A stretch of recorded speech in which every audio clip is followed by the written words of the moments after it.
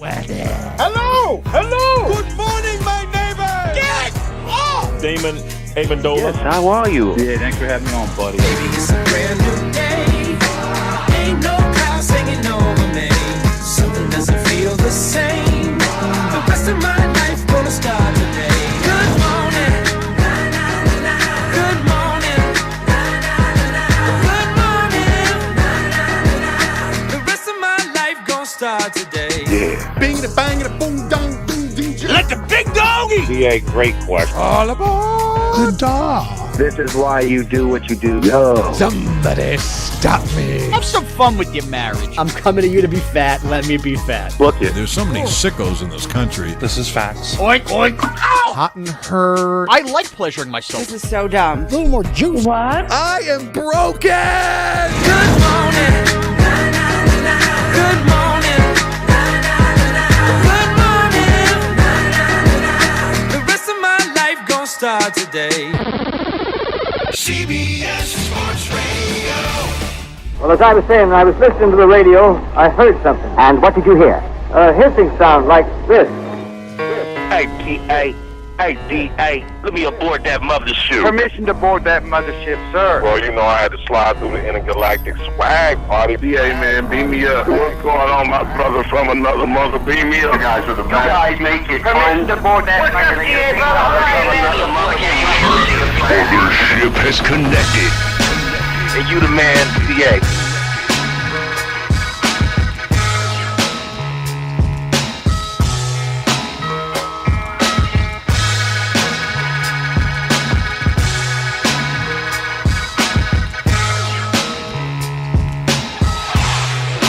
Happy Thursday to you, North America. The mothership has connected.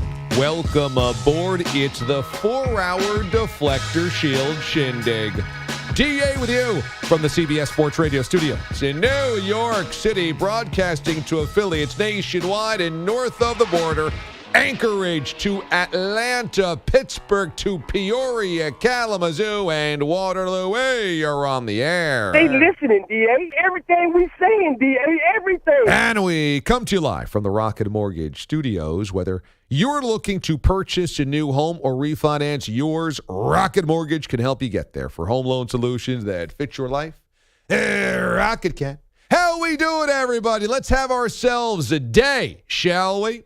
Coming up this morning on the show, this is so cool, super funny, super talented. He's been in our lives for so many years. The great actor, comedian Marlon Wayans is going to join us here on the show coming up in hour number 4. Super excited. Marlon's always been a fun guest. He's a huge basketball fan. So we'll get some takes on the NBA Finals, but overall, let Marlon be a funny dude. He's going to join us coming up hour 4. Last night, Game 1, Stanley Cup Final, goes into overtime.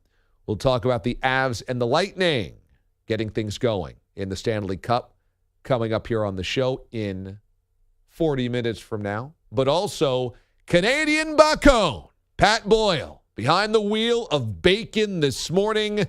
He's coming off the first ever, only 5-oinker in Stanley Cup playoff history.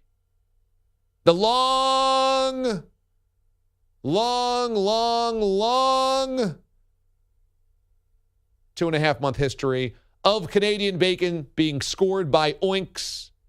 Only Pat Boyle has achieved the perfect score, much like Nadia Comaneci in the Olympics. So we will have Pat try to replicate the excellence coming up on the show in Canadian bacon next hour. Also this morning, it's a Thirsty Thursday. On Thursdays, we toast to the good stuff. What makes you feel good and do well? Well, I feel good and I'm doing well. We'll give you our thirsty cheers coming up on the show next hour as well. Dan Snyder ducking Congress. One NFL defensive player cutting off the top of his pinky. Ooh. Much on the NBA Finals. Tonight's game number 6. And we are stunned to a news as well. All of that coming up this morning on the program. Before any of that, I want to get into a big signing yesterday in the NFL for one of the best defenses in the league. The Pittsburgh Steelers extend safety Minkah Fitzpatrick. He gets a 4-year deal, about $18 million per season.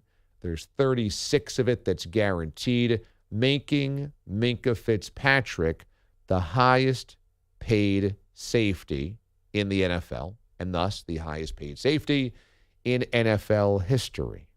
Now remember, Minkah was drafted by the Miami Dolphins, acquired by the Steelers in a rare trade where the Steelers gave up a first-round pick for him, not something Pittsburgh usually does.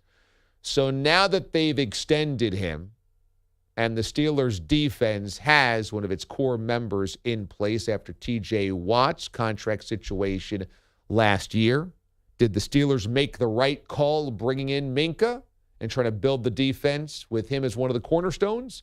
It is where we begin. You're cold open. 2nd and 9. Newton popped up in the air. Intercepted. Picked off. It's Minkah Fitzpatrick. Wrestled down. Timely. They've been doing it all season long, the Pittsburgh D. On the road late in the game, they could do it, but it's very difficult. They hit him when he throws it. He's intercepted. Who else? Minkah Fitzpatrick. Pittsburgh is a great organization. I've had a lot of success the last few years. Still learning, still growing.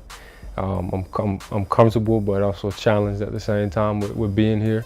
And I think it's a healthy environment for myself, for my family, for our future. So we just wanted to get it done. Wanted to get it done before camp, knock it out the way. So there was no interference in that sense in preparation. So we're happy, we're blessed, we're fortunate to have gotten it done when we did, and now we're just ready to handle business. I don't believe it! The most amazing, sensational, dramatic, heart-rending. It's DA's top story. Here he goes! It's your cold open. All right, who you heard was Ian Eagle and Romo and Nance on the NFL on CBS, and of course that being Minkah Fitzpatrick. The Steelers don't do this often, but this one was a swing for the fences that ends up as a home run.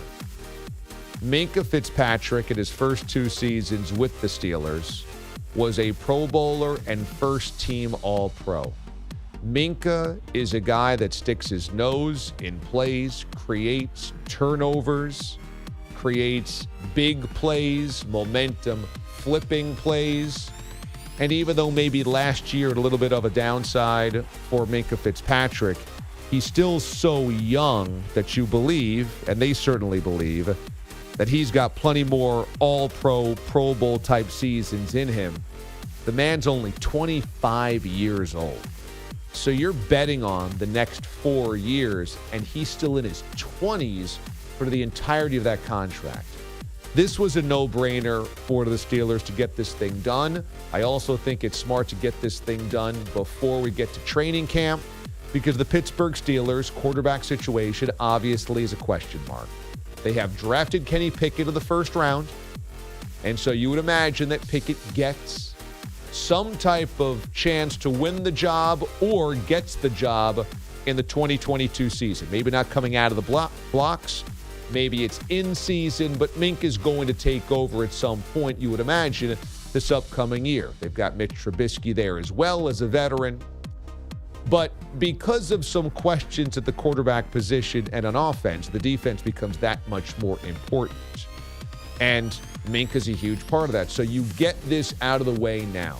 And when you go back to the acquisition of Fitzpatrick, remember, the Steelers swapped a first-rounder for him, and that first-rounder ends up being Austin Jackson, offensive lineman out of USC, and he's been part of one of the worst offensive lines in football in Miami the last 2 years. So, of course, the Dolphins could have picked anybody there, but when you're really grading out this trade, this is one of the most lopsided trades in recent memory. The Steelers got their safety and cornerstone of the defense for the next 8 years, and a guy that's still in his prime right now after 3 really productive seasons, 2 of which were all pro. And the Dolphins got an offensive lineman that they had to replace this offseason because he was so bad after just 2 years. So, huge win for the Steelers. And I bring this up because in the NFL, all of these GMs, you know this, are collecting those picks like they're all gold bricks. Can't trade a 1. Gotta collect the picks. Can't trade away any of our assets. Keep collecting the picks. And look, there's a wisdom behind that because they are cost effective. They are cost controlled players on your roster. These are guys on rookie contracts instead of having to pay them, so they replenish your roster with cheap labor. Fine. But Minkah Fitzpatrick was playing out of position in Miami, even though the Dolphins should have known the type of talent that he was because he was a first-round pick of their own. And the Steelers saw an asset and said, okay, we don't usually do this, but look what we're getting. And I said this at the time, that trade for the Steelers, it was an anomaly for them. It was non-traditional for the Steelers. They don't like to trade away their first rounders, but in many ways it was basically using a first rounder on this player because he was only 1 year into his career. So they got 3 years of cost control on Minkah Fitzpatrick, and today now have him on a new deal when they have to pay up. But they traded away a 1, so basically they spent a first-round draft pick on a guy for 3 years of cost control instead of 4. But it was a slam dunk then. It's a slam dunk now to re-sign him. Fitzpatrick's only 25 years old, and it's just a reminder. You can collect the picks, hoard the picks, not spend the picks. But sometimes it makes sense to just go get the best player you can for the pick. And the Steelers nailed this, and it was smart of them to re-sign him yesterday. And revisiting the trade, it was the right move at the time, and it's certainly the right move in retrospect.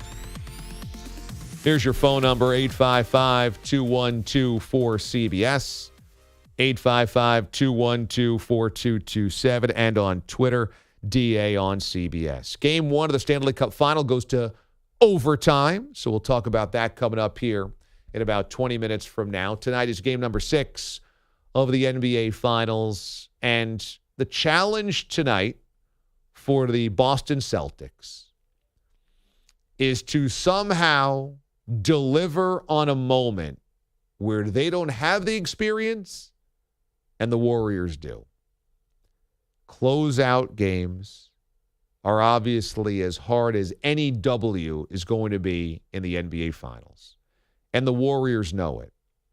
But the Warriors, at least Steph and Clay and Draymond, have been here so many times with a chance to close out an opponent that they know exactly what it takes, what it feels like, what to expect. The Celtics do not. The Celtics have not been here. They've been here in the postseason, but not the NBA Finals with the season on the line against a team that's been a modern-day mini dynasty. So, experience versus the inexperience, the known versus the unknown. Tonight at TD Garden, one thing we can guarantee is that the Celtics crowd is going to be absolutely nuts. They always are, but that Garden is going to be extremely loud, extremely raucous, and they take great glee in taunting and challenging and yelling and screaming at Draymond Green, and they're going to have plenty more fuel for it because Draymond continues to struggle offensively in this series. So look for a lot of fire coming out of the crowd towards the Warriors and specifically Draymond, and let's see how the Celtics react when having not been faced with this prospect yet with this young nucleus. When we come back, we've got your best audio of the day. Sound check is straight ahead. In terms of sound check, We've got Tom Brady on how that competitive fire burns in your mid-40s. And one baseball telecast notices a guy try to impress his date at the ballpark and goes in on him. Sound check is coming up next. DA, CBS Sports Radio. You're in a 5-minute break.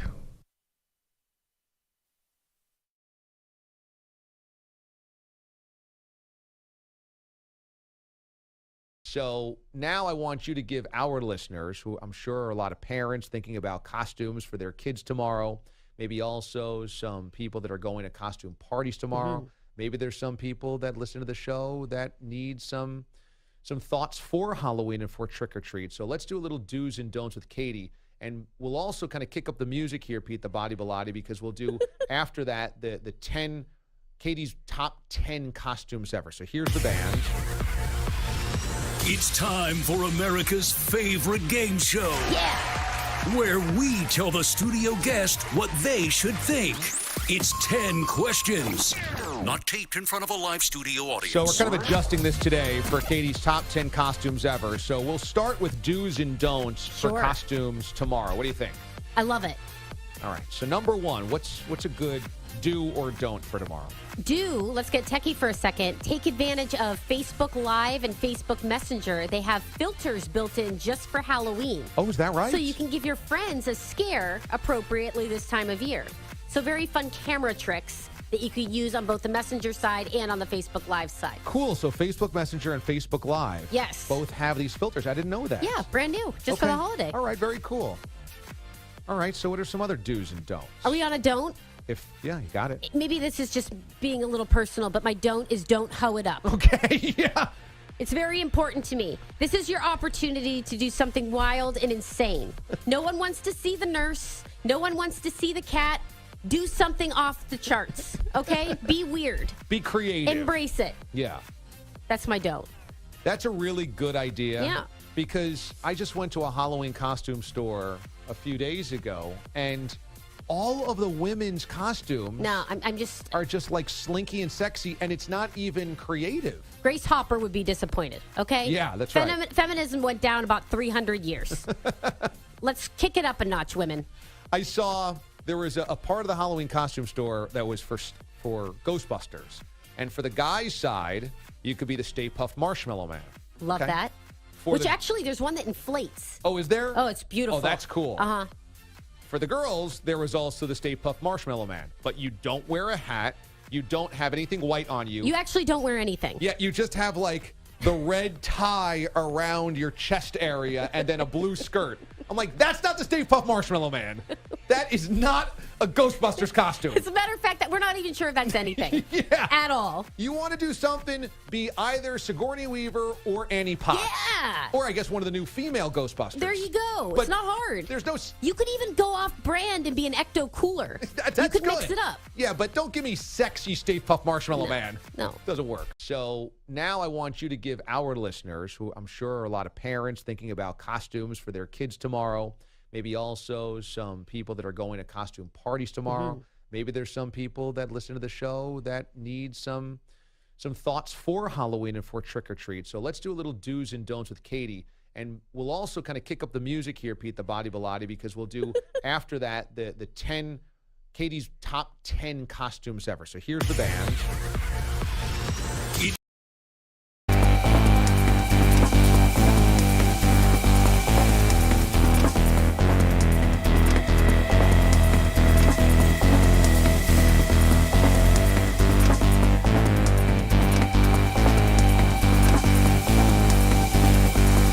1 minute remaining.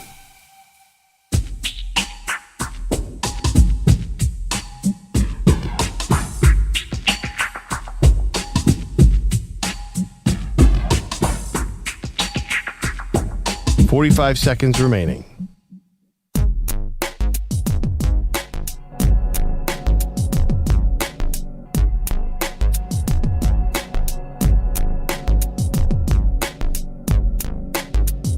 $30 seconds remaining.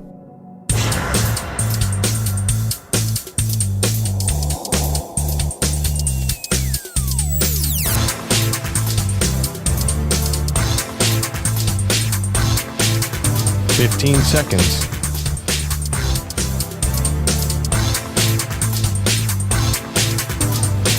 Break ends in 5 seconds.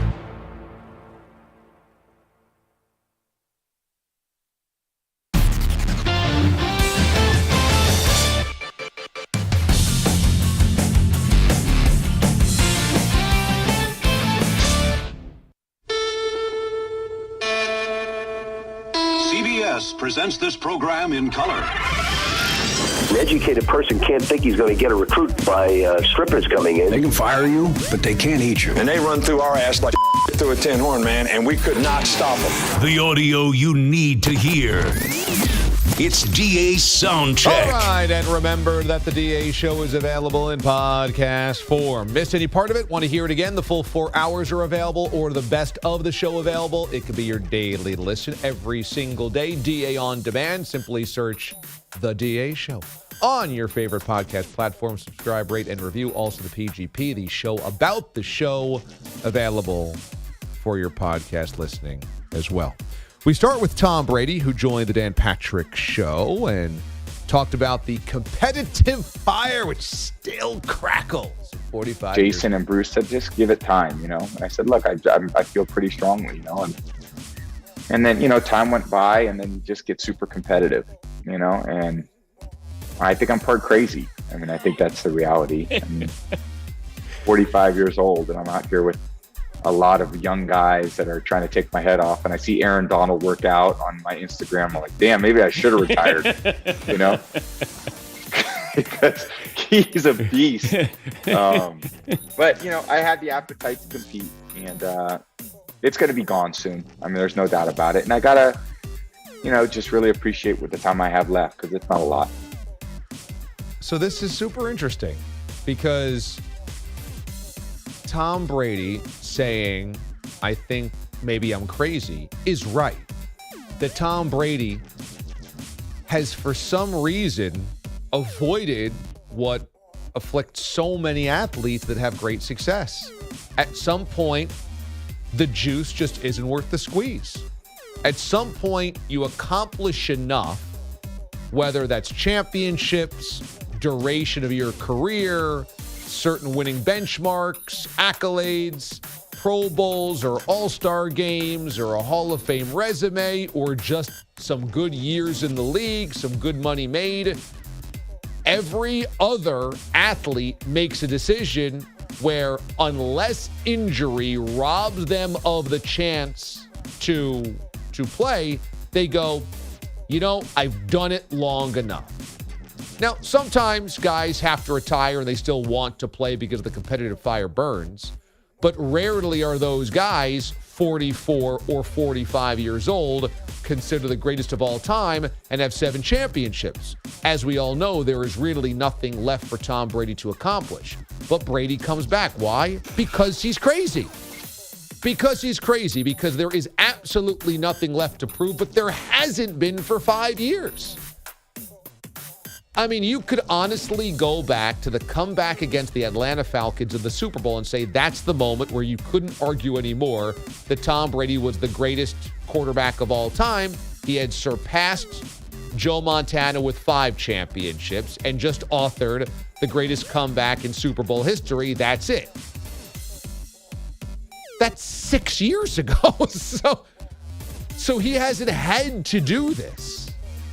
But he keeps going because he is partially crazy, because the fire still burns hotter than him than anybody else when it comes to not eating your sugars, not eating your carbs, still working out like a fiend, still being completely committed, still taking the physicality on the football field, still going through the rigors, the pressures, the scrutiny of being Tom Brady, playing in these games instead of just kicking up your feet. So yeah, there's just a crazy aspect to this. And that's why trying to predict when Brady was going to retire, and this was myself included, I'm not absolving myself, was a fool's errand, because he just simply was not predictable in the crazy factor. Maybe predictability was expect him to always play forever, which is why when he says there, it'll be gone soon, I don't believe him. I don't believe that his competitive fire will be gone soon. It's not something that just turns off. It's something where he's going to have pressure from his family to leave and realize I'm putting myself in harm's way. There's a huge risk here, but there's a huge risk today. At some point, though, it's not going to be because he doesn't want to do it. So that part's the lie. The crazy part's the truth. The thing about Brady's retirement, and look, he's certainly earned the right to decide whether he wants to play, but just don't make it about the family when it's not about the family. And when he retired this past offseason, it was all about, I've got to spend time with the kids. It's not just my decision, yada, yada, yada. And then he comes back 40 days later. You still have the family. You still have the kids. You still have the wife. And they didn't matter enough to stay retired.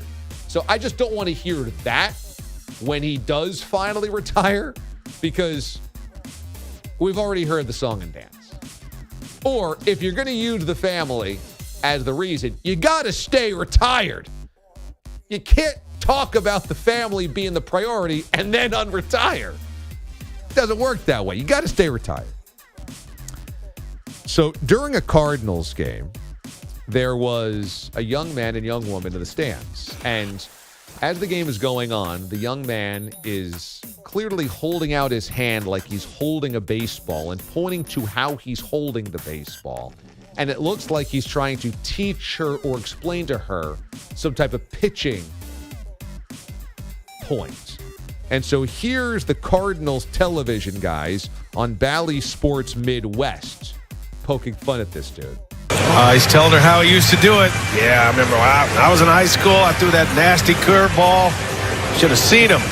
Had big rotation on it. Mm-hmm. Yeah, I'll show you pictures when we get back home. Got some video, too. It's black and white, but it's going to be great. You know what I mean? She's not buying it either, is she? No. Please stop talking. You know what? Please stop talking. Really? Yeah, I mean, I was great. You should say I could have gone pro, but had an argument with a coach, and we didn't quite see eye to eye. Yeah, that trick elbow got me. He didn't like that I wore my hat backwards. So, number one, these guys are all over it. They're right, because we know this guy at the ballpark. We know this guy who's trying to educate or trying to show off in front of his girlfriend or wife or somebody he's on a date with or something. You're like, oh, shut up, dude. Like, come on. You got to hold the slider this way. And they got to go to the bullpen now. You're like, okay, you don't have to play that card right now. But it did have me thinking about Pat Boyle's pitching career, because Boyle had a cup of coffee in the Pioneer League? Northwoods League.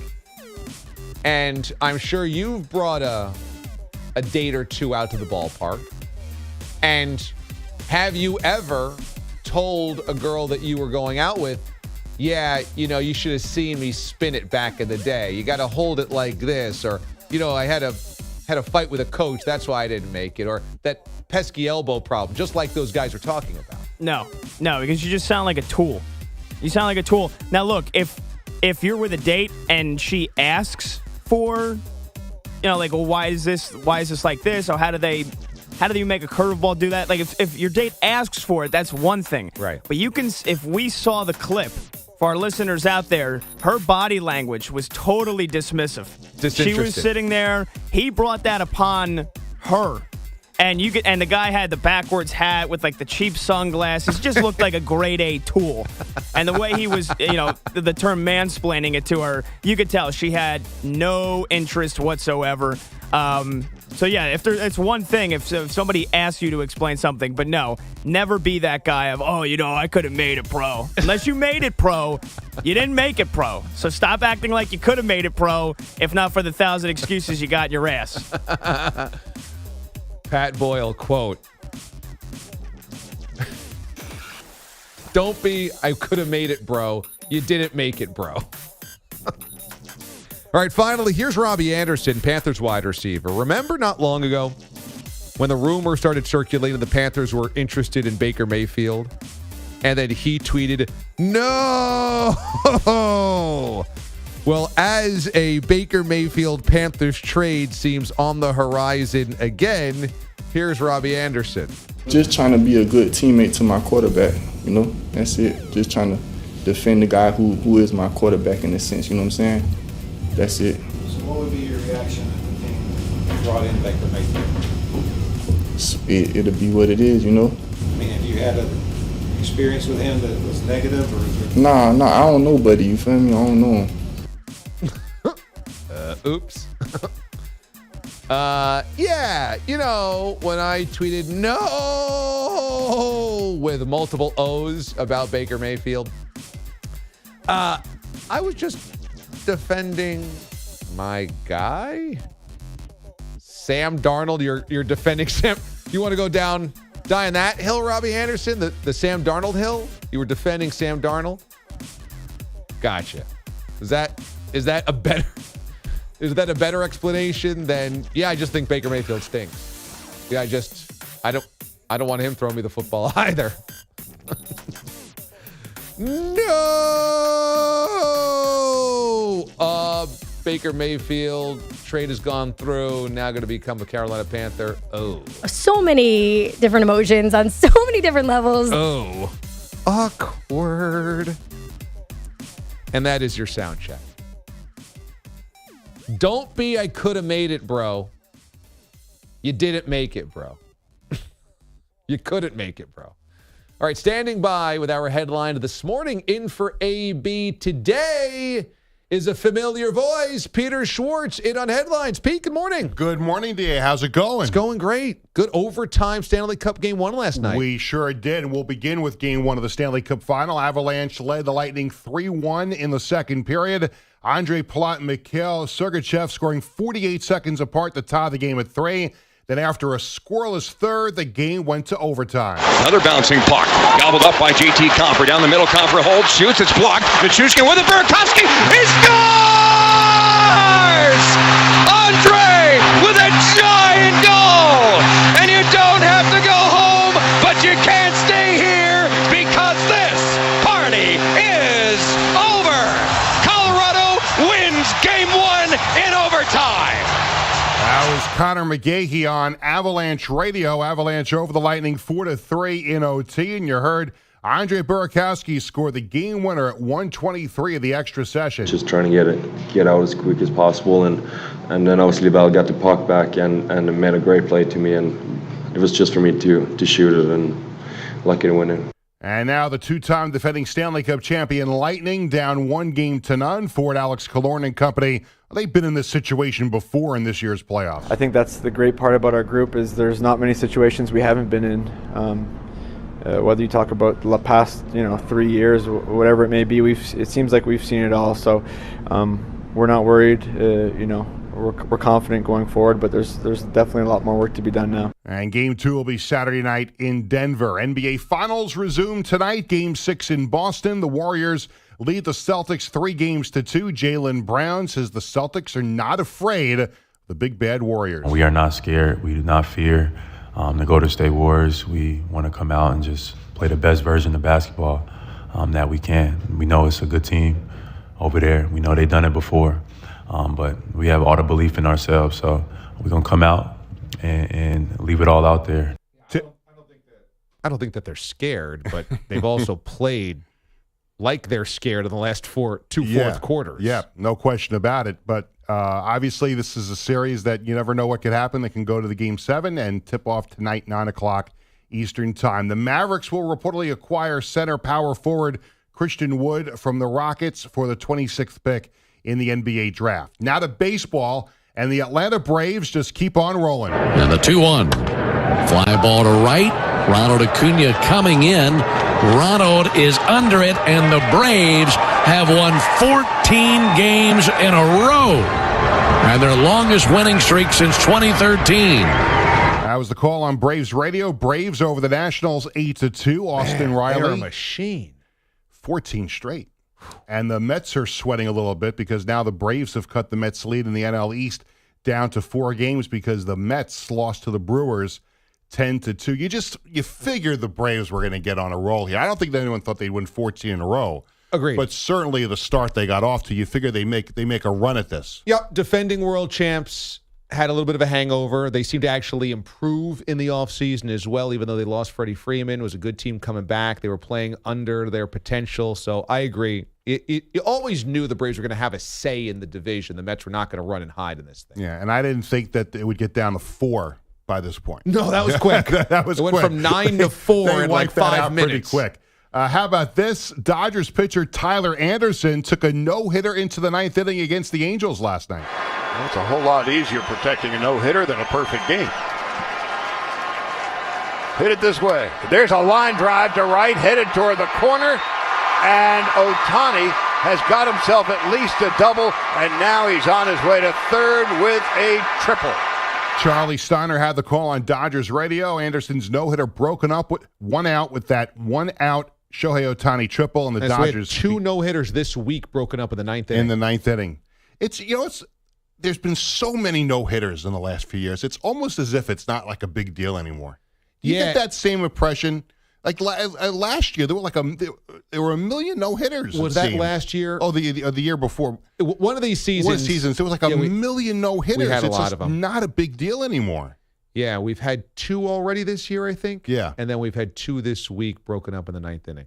So, so almost Tyler Anderson with a super effort last night. Aaron Judge hit his 25th home run. Yankees beat the Rays 4-3. And we had some Major League history last night, DA. There were 2 immaculate innings thrown on the same day. That is 9 pitches, 9 strikes, 3 outs. That's it. And they were actually both in the same game by the same team. Astros pitchers Luis Garcia and Phil Maton did it in Houston's 9-2 win over the Rangers. That's pretty impressive to have one of them, much less 2. So how rare is the immaculate inning? There have not been a lot of them. I want to say it was in the 20s. I have to take a look. And the Astros got 2 in one game. 2 in one game. I'm going to double check that number, but there have not been a lot of them. 9 pitches, 9 strikes, 3 outs, and that's it. And they had 2 in the same game. Wow, that's pretty insane. And also last night, the Pirates end the 9-game losing streak, beat the Cardinals 6-4. Manny Machado his 1,500th hit of his career. Padres beat up on the Braves 19-5. And the Colts starting safety Kari Willis announcing his retirement Wednesday after 3 NFL seasons so he could pursue a future in the ministry. And there you go. How old is Machado? Machado is halfway to 3,000 hits. I saw a stat wondering who the next player to get 3,000 hits would be. He's 29 years old. That's pretty impressive. So he's got an outside shot at 3K. If he plays another 8 or 9 years, he would probably be inching towards 2,800 hits or so, 2,900 hits. He'll make a push. He'll make a push. Got to stay healthy. That's the thing with everything. You've got to be able to play 140 games minimum every year on average for the rest of his career. And without HGH or steroids now in the game, it has shortened a lot of these guys' careers where they used to play into 38, 39, 40. Now they play until they're 35, 36, 37, and they fall off a cliff. Like people thought that Robbie Cano would be definitely a 3,000 hit guy, and he'll never get there now. 3,000 needles guy. All right, thank you, Schwartz. You got it. We'll talk about that Game 1 Stanley Cup final coming up here next because the Avs had a 2-goal lead in this game twice and nearly blew it. We'll discuss Game 1's overtime winner for Colorado coming up. DA, CBS Sports Radio. You're in a 5-minute break. Number 5, Halloween is a big deal for you. How many Halloween costumes are you preparing this year? 6. Half a dozen? Yeah, half a dozen. How many events do you have to go to? Oh, we'll make up events if we have to. There's Instagram now. You pretend you're going to an event. Will you ever wear 2 different costumes on the same day? Absolutely not. So one costume one day. Oh, wait. I see what you're saying. I thought you meant rewear to another event. No. Yeah. Oh, yeah. Sure. I could do a double. So you do one costume early in the day, one costume later in the day? 100%. So you'll have 6 different days and or events to dress up. I mean, that's what I have so far. Yeah. And have you planned all of them? Kind of. Yeah, I've got some. There's room for more. I mean, there's 31 days in the month. Okay, so this is what my request is. If you could come back I will dress up in my Halloween costume. And if you come back, you dress up in one of the 6 of yours. Yes. And we'll do a segment together. Oh my gosh, I already know which one it's going to be. Okay, perfect. This is going to be great. Number 6, what is your favorite costume that you've ever done? My mom always makes my costumes. I would have to say that the Krang costume was one of my favorites. The Brain from Teenage Mutant Ninja Turtles? And I literally did interviews at Comic-Con in it. And people were like, what the heck? And then this one time I did Poison Ivy, half disease, half the actual character. And people thought I seriously had like a problem. And Half I wouldn't let it go. disease. Yeah. They thought I was like all jacked up. And I wouldn't like tell them that, it was just makeup. It was special effects. So people thought I was nuts. But I was conducting those interviews fully straight on. So this is amazing. Your mom will make you... My mom's a costumer. And she will make you 6 costumes this year? Oh, 100%. Wow. Yeah. And she's legit. So how did she make Krang, the Brain from Teenage Mutant Ninja Turtles? She made it completely from scratch, and I had like a little silver box with Krang the Brain in it. It was awesome. My. I mean, this goes way back. I was the first person to have a light up dress. Like this costuming is Linen Doll intense. I would say. Dinner of ox roast and then a night as Krang. We keep it going in our family, okay? Yep.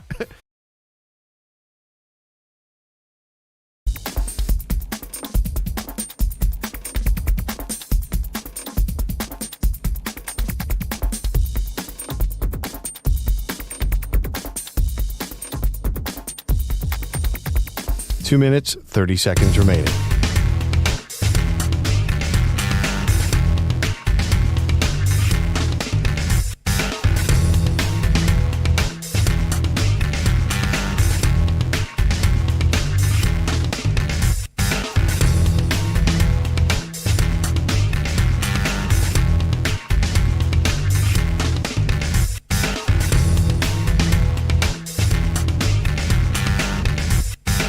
Two minutes remaining.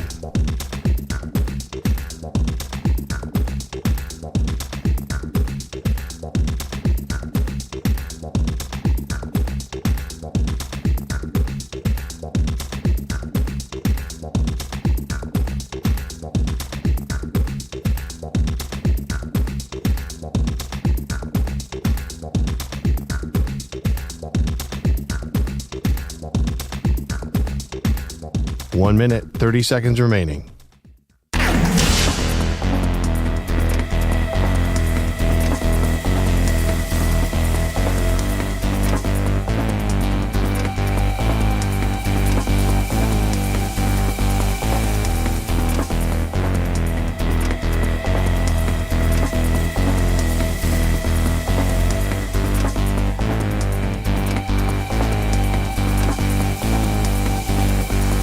One minute remaining.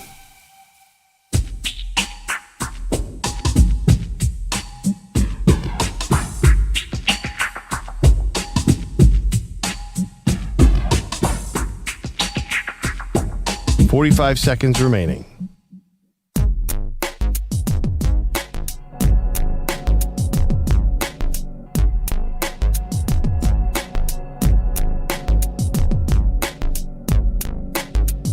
.30 seconds remaining.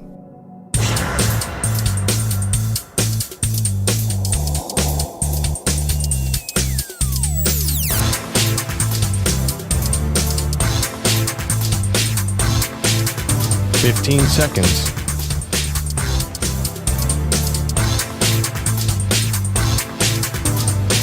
Break ends in 5 seconds.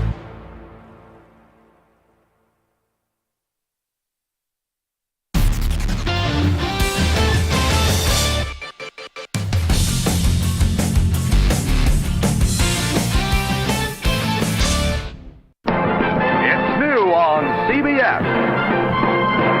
We've got it all together. It's the DA Show on CBS Sports Radio. 44 minutes past the hour. Thanks so much for being with us on this Thursday morning. It's a Thirsty Thursday, so let me know what you're toasting to in terms of the good stuff. The opposite of Trash Tuesday, we toast to the good stuff. We'll do ours coming up on the show next hour, but we'll encourage you to send in yours via Twitter, DA on CBS, or on the phones at 855-212-4227. Also, remember, you can watch the show so many places. You can watch us using watchda.com on your phone. You could also watch us on Twitch at the CBS Sports Radio channel and chat alongside the other D-aliens, the loyal D-aliens that are on Twitch every day and chatting with one another. That's a really cool community that they've built, and I appreciate those guys very, very much, both men and women that are on there that are chatting alongside each other. And we've really made it feel like a really cool, crazy, dysfunctional family that watch the show every day, which is exactly perfectly reflective of this show as well. And on YouTube, that's right, you can watch us on YouTube these days. Go to the CBS Sports Radio channel there. Cap has dug up this info for the immaculate innings, okay? This means 9 pitches thrown, 9 strikes, 3 outs. You go. The Astros did it twice in the same game last night. Between 1876 and 1921, so basically since the birth of Major League Baseball until the 20s, there were only 3 recorded instances of the immaculate inning. Now, you would imagine that maybe record keeping wasn't great in the 1800s on the immaculate inning, but in the 20s, there were only 5 of them. There weren't any in the 30s or 40s. So for the entire decade of the 30s and 40s, no one recorded an immaculate inning. There was a handful of them throughout the rest of the 20th century. But then in the 90s, 17 of them. In the 2000s, 14 of them. Last night, the Astros got 2 in a game. Why? How do we go from none in the 30s and 40s to 2 in the same game? A lot of strikes. Baseball has become, you don't mind striking out. You know, if you go back to 60s, 70s, 80s, guys were really, really embarrassed to strike out 150 times a season. And baseball managers hated the strikeout. Make contact. Make contact. Move the runner over. Give yourself a chance. Make contact. Don't strike out. You're not doing us any favors. Don't strike out. And so players were embarrassed to do it. If you put up big strikeout numbers like a Dave Kingman, you were kind of a butt of jokes. Manager said, don't do it. General manager said, don't do it. And then suddenly analytics came around and said, well, you know what? Actually, the 3-run home run is what we need here. So swing for the fences all the time. Yeah, but Skip, I'll strike out. Who cares? Who cares? Don't worry about it. Guys that struck out 200 times a season got big contracts. Just keep swinging. We don't care. If you hit the home runs, it's worth all the strikeouts. Because there's more heat coming in from pitchers. We make contact. It's going out. We'll take the runs any way we can get them. Less small ball, more home run ball. Guys don't mind striking out. And so clearly that is part of the equation here for all the immaculate innings. But last night the Astros had 2 of them. Same game. All right, last night, Game 1 Stanley Cup Final. As the Avs survive in overtime 4-3. This was so huge for Colorado to win this game for a couple of reasons. Let's just off the top get the W. The Avs getting the W is huge because the Lightning have the cups. They have the experience. They have the veterans. They have the future Hall of Famers.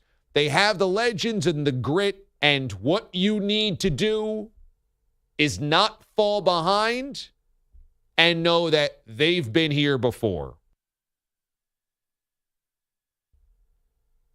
So just in terms of gaining control of the series, the Avs needed this. They needed game number 1. They've got home ice advantage. They needed game number 1. But secondly, more specifically, they had a 2-goal lead twice in this game. They led 2-0 and then 3-1. For the Avs to have been off for 8 days And then for the Lightning to have been grinding out a 6-game series against the Rangers down 2-0, the Avs had to take advantage of that rest, had to get a win on their home ice. They had to make the opening statement.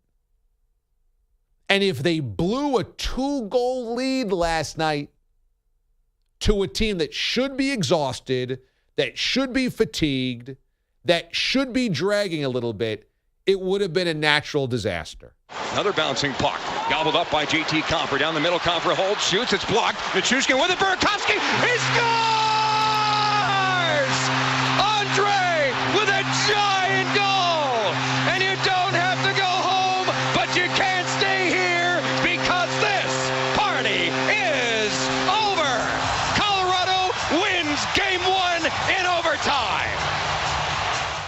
That's Avs Radio on the call, and once the Lightning had come back from down 3-1 and they survived that third period and went to overtime, I'm like, uh-oh, this is not good for the Avs. This is not good at all because the Lightning took their best punch after 8 days of rest that the Avs had and still came back. And we've seen the Lightning refuse to die. So I thought the overtime winner was absolutely crucial for Colorado last night. And the way that they got it was also, I think, important. Coming through the neutral zone, speed through the neutral zone, putting pucks on net, creating your opportunities, a bounce back, a great pass, and then Burakovsky buries it.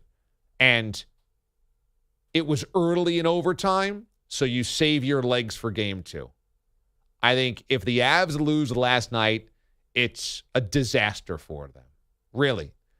And it's not the way you'd love to have it because you had a 2-goal lead. It should have been easier. You didn't want to go to overtime, but you're only a couple minutes into OT, so that's okay, and you come out with a W. This Lightning team is just unbelievable. And they might not win a game in this series, and it doesn't take the shine off of this run. You got to realize this Lightning run goes back 5 years now because they were in the Stanley Cup final. They lost. Then they were in a pair of conference finals. Then they had the year where they won the President's Trophy, best record overall, and got swept by Columbus. Now, back-to-back cups and another Stanley Cup appearance. This is crazy. This 6 or 7 years that they have had is absolutely insane. 4 cup finals, 2 more conference finals, and another season where they were the best regular season team in the league. And now 3 straight trips to the Cup and have won 2 of them. And down 2-0 in the Eastern Conference Finals and 2-0 in Game 3 came back to win. And then last night, down 2-0 and 3-1 and came back to force overtime. They're incredible.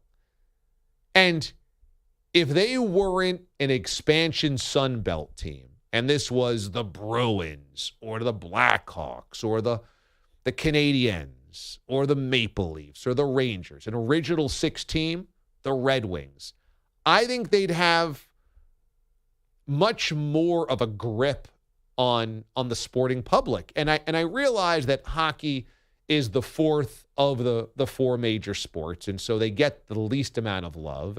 And I realized the television deal for them recently wasn't very good at NBC Sports. And I realized that there was the pandemic, and so that drew some eyeballs away from sports, and they did one in the bubble, and people weren't too into that type of stuff. But when you really put this all together, this 7 years is insane. It's absolutely insane.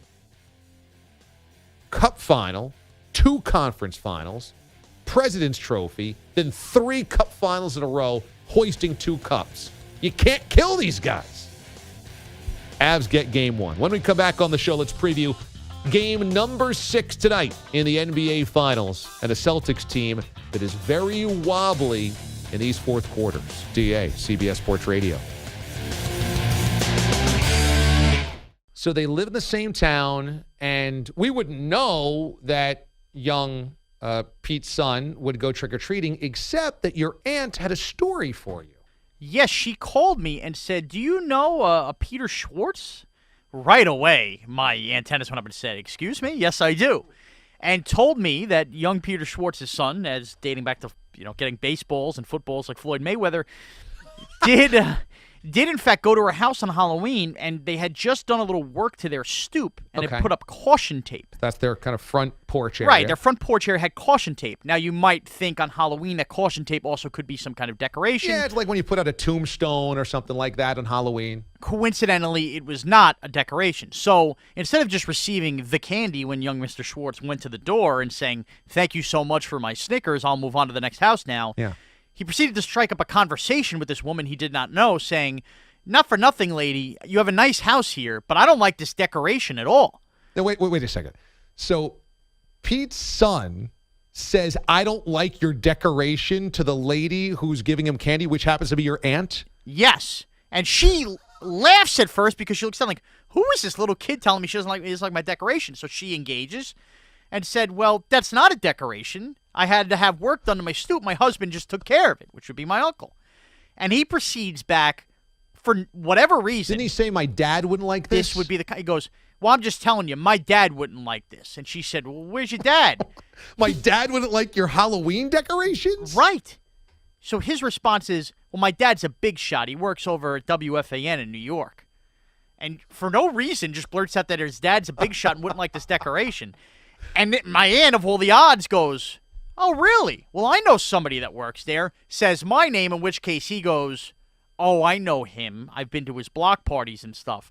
Which then he eventually leaves, tail between his legs. As this conversation got nowhere, she picks up the phone immediately and calls because he me. says, my dad is Peter Schwartz. Right. Oh, yeah, and that's right. Tells him name. Says the name. So my dad's a big shot, Peter Schwartz. Right. Says my dad's a big shot, and he wouldn't approve of your decoration either. He uses the words big shot? Big shot. That's the only reason my aunt called me. She's like, big shot? Is this your boss or something? She asked me. Asked me his people. Big shot. So Pete's son tells your aunt on Halloween, my dad wouldn't like your decorations. He's a big shot. His name is Peter Schwartz. You should know him. Yes. Should know who my dad is. He's a radio star. He's a big shot. My aunt here, it's big shot, thinks she just had an encounter with my boss's son. Or somebody who actually is a big shot. Right. Turns out he should have Maybe Boomer Esiason. Maybe Jim Rome. But long story long, she goes, is this kid always this rude when he comes to places? Because he said he came to my block party. Now, wait a second. Didn't we just play a clip where Pete said his kids are incredibly polite? They always do things the right way. Good things happen to good people. Isn't that what he said, that they're always so polite? Wasn't that the main thing? They're always so polite. Very, very respectful. They're really respectful. Yeah. I mean, and that's how they get all these baseballs and everything. And yet, somebody who's so respectful would go up to somebody's house on Halloween that's giving free candy away and say, I don't like your Halloween decorations, and my dad's a big shot, and he wouldn't like them either. Does that seem respectful?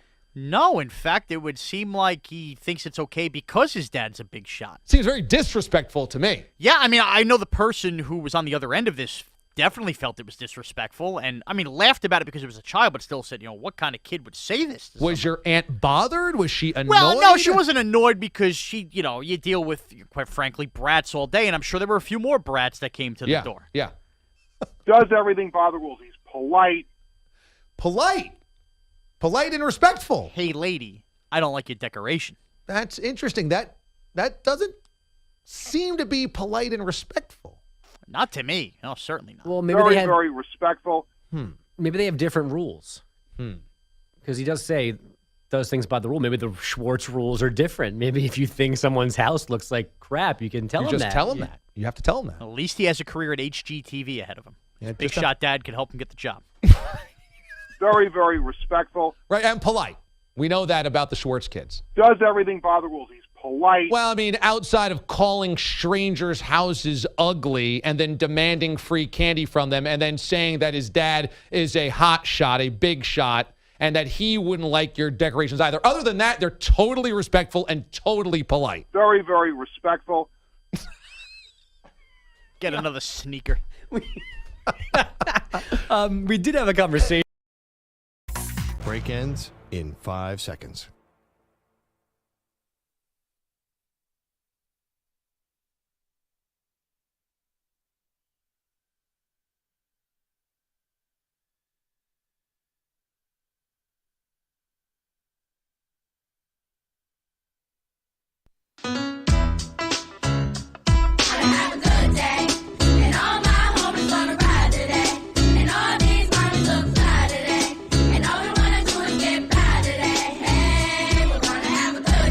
Mornings are hard. Your sports radio show doesn't have to be. I'm so happy you guys are still alive. I am excited. I am so happy. Laugh and learn every morning aboard the mothership. Woo. Have a good day. And all my homies wanna ride today.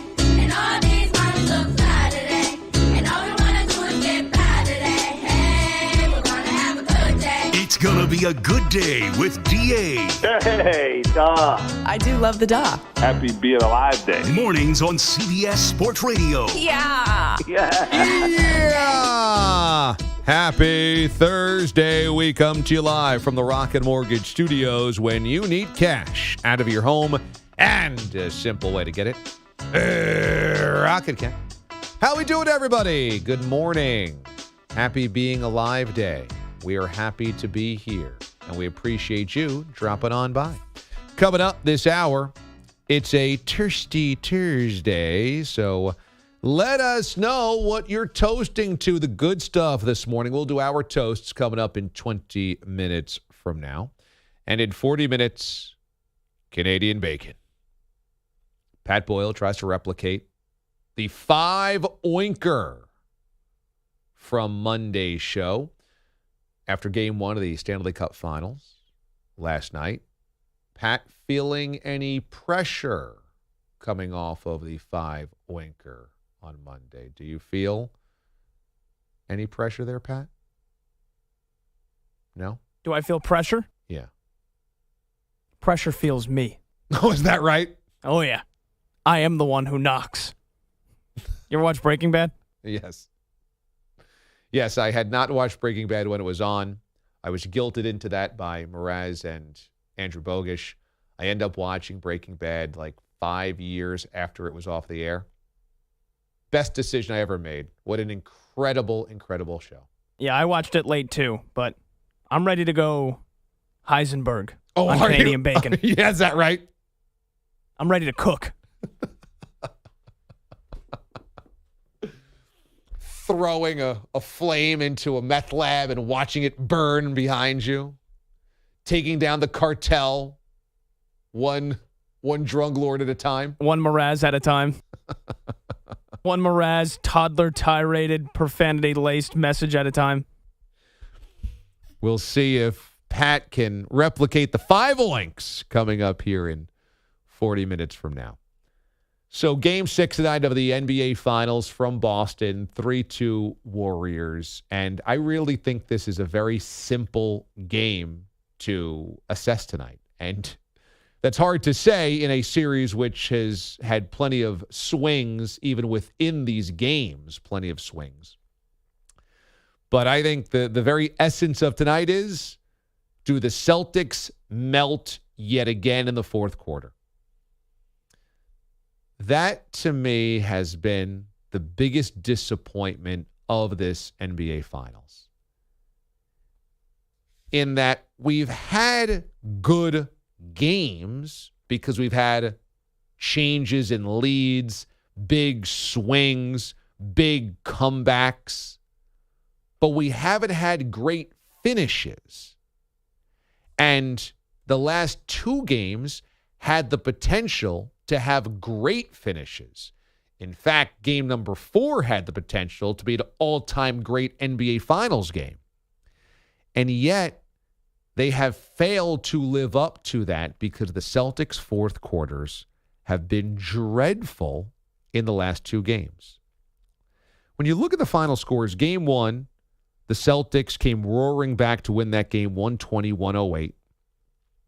Game 2, the Warriors won by 19 points, 107-88. Game 3, the Celtics won easily, 116-100. Game 4, the Steph Curry game, Warriors win by 10. Game 5, the Andrew Wiggins game, Warriors win by 10.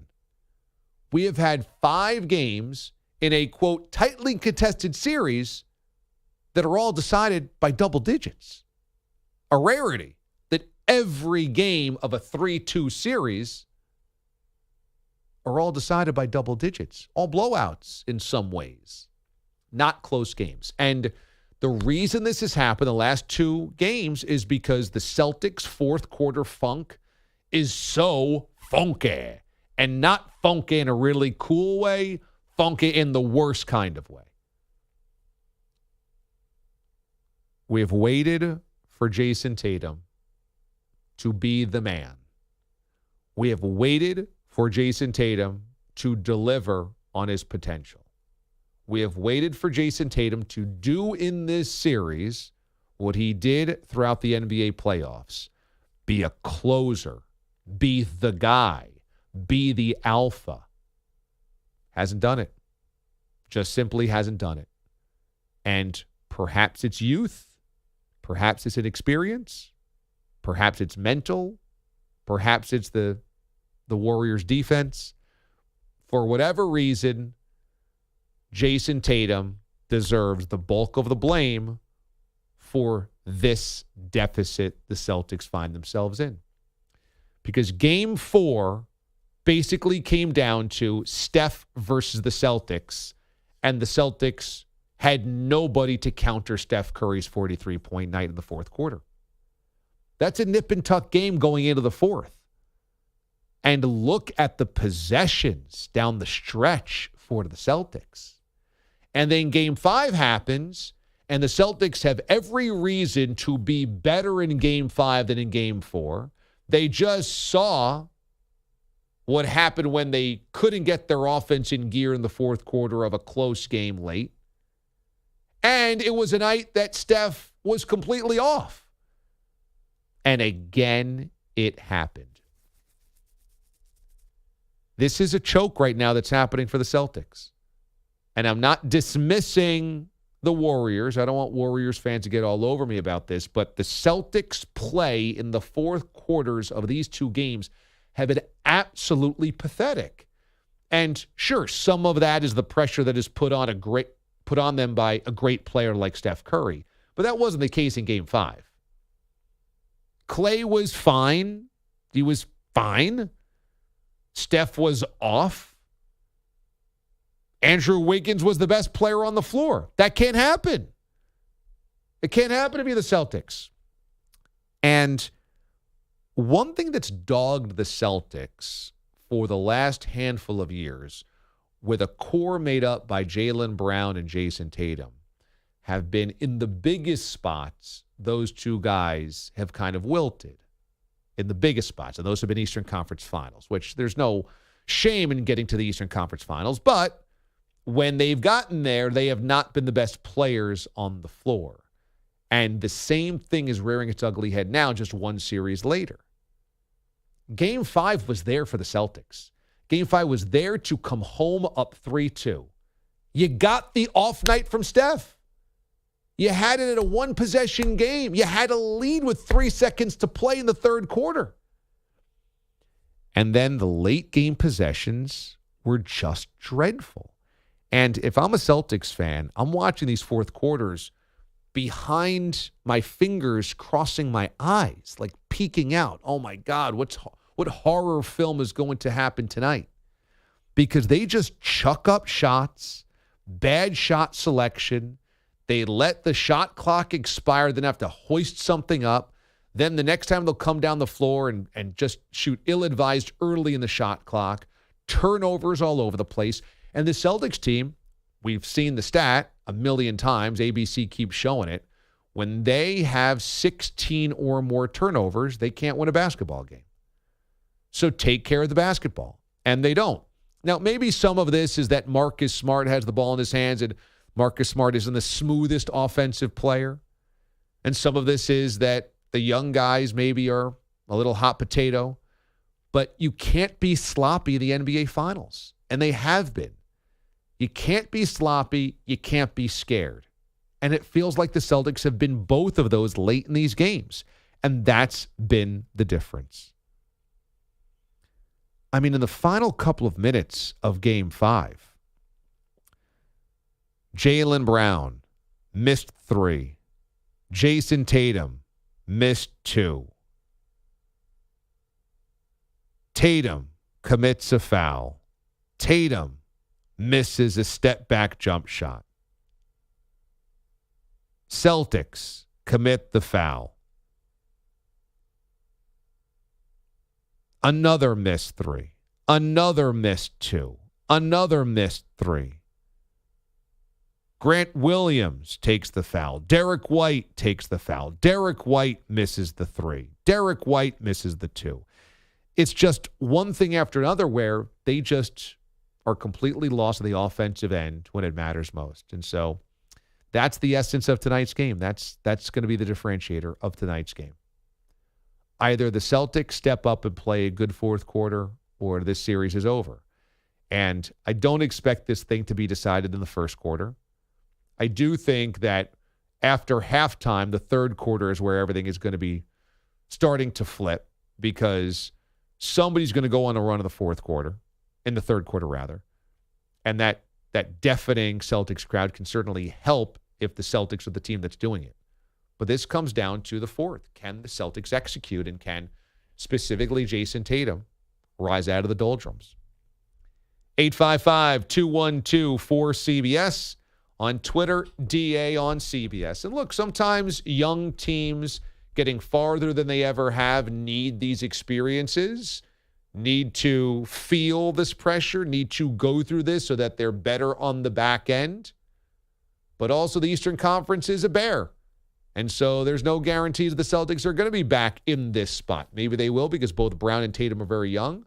But again, you think you're going to stack a bunch of championships and then other things transpire, and you got other really good teams of the Eastern Conference as well. So, better to take advantage of it when you are there.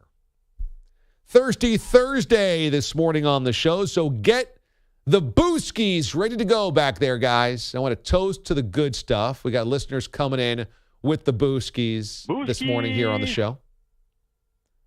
Joe Mama, who goes by @JoeFreakinMama, so add that freaking in there, says, I'm toasting to all the Joe Papas out there this weekend. Happy Father's Day to the dads. Hashtag Thirsty Thursday. Booskies. Booskies.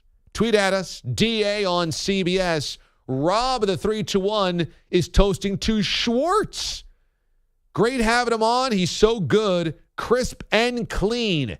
Ask him to unblock me. Have him do Canadian bacon. Hashtag you heard me wrong. You heard me wrong? Toast to Schwartz. Booskies. Great to have Schwartz back on the show. He's doing updates this morning. He'll be doing some updates throughout the summer for us. His guys are out, so that's very cool. Send us your Booskies, who you're toasting to. DA on CBS on Twitter. Again, that's DA on CBS. Last night I went out to Citi Field. God, there's nothing like a summer night at the ballpark. Nothing. And the Brewers absolutely railroaded the Mets last night, 10-2. So it was a good chance for me to get my summer night at the ballpark in, but then also catch the third period of the Stanley Cup Final and overtime because I could leave early. It was a yikes from the Mets side, 10-2 laugher. But Pat, I just want to let you know, at Citi Field, there's now a chicken sandwich war. Okay, there's 3 different chicken sandwiches. Okay, 3 different. Are you a chicken sandwich guy? Yeah, big time. So they have the Foku chicken sandwich, which is kind of like the standard, okay?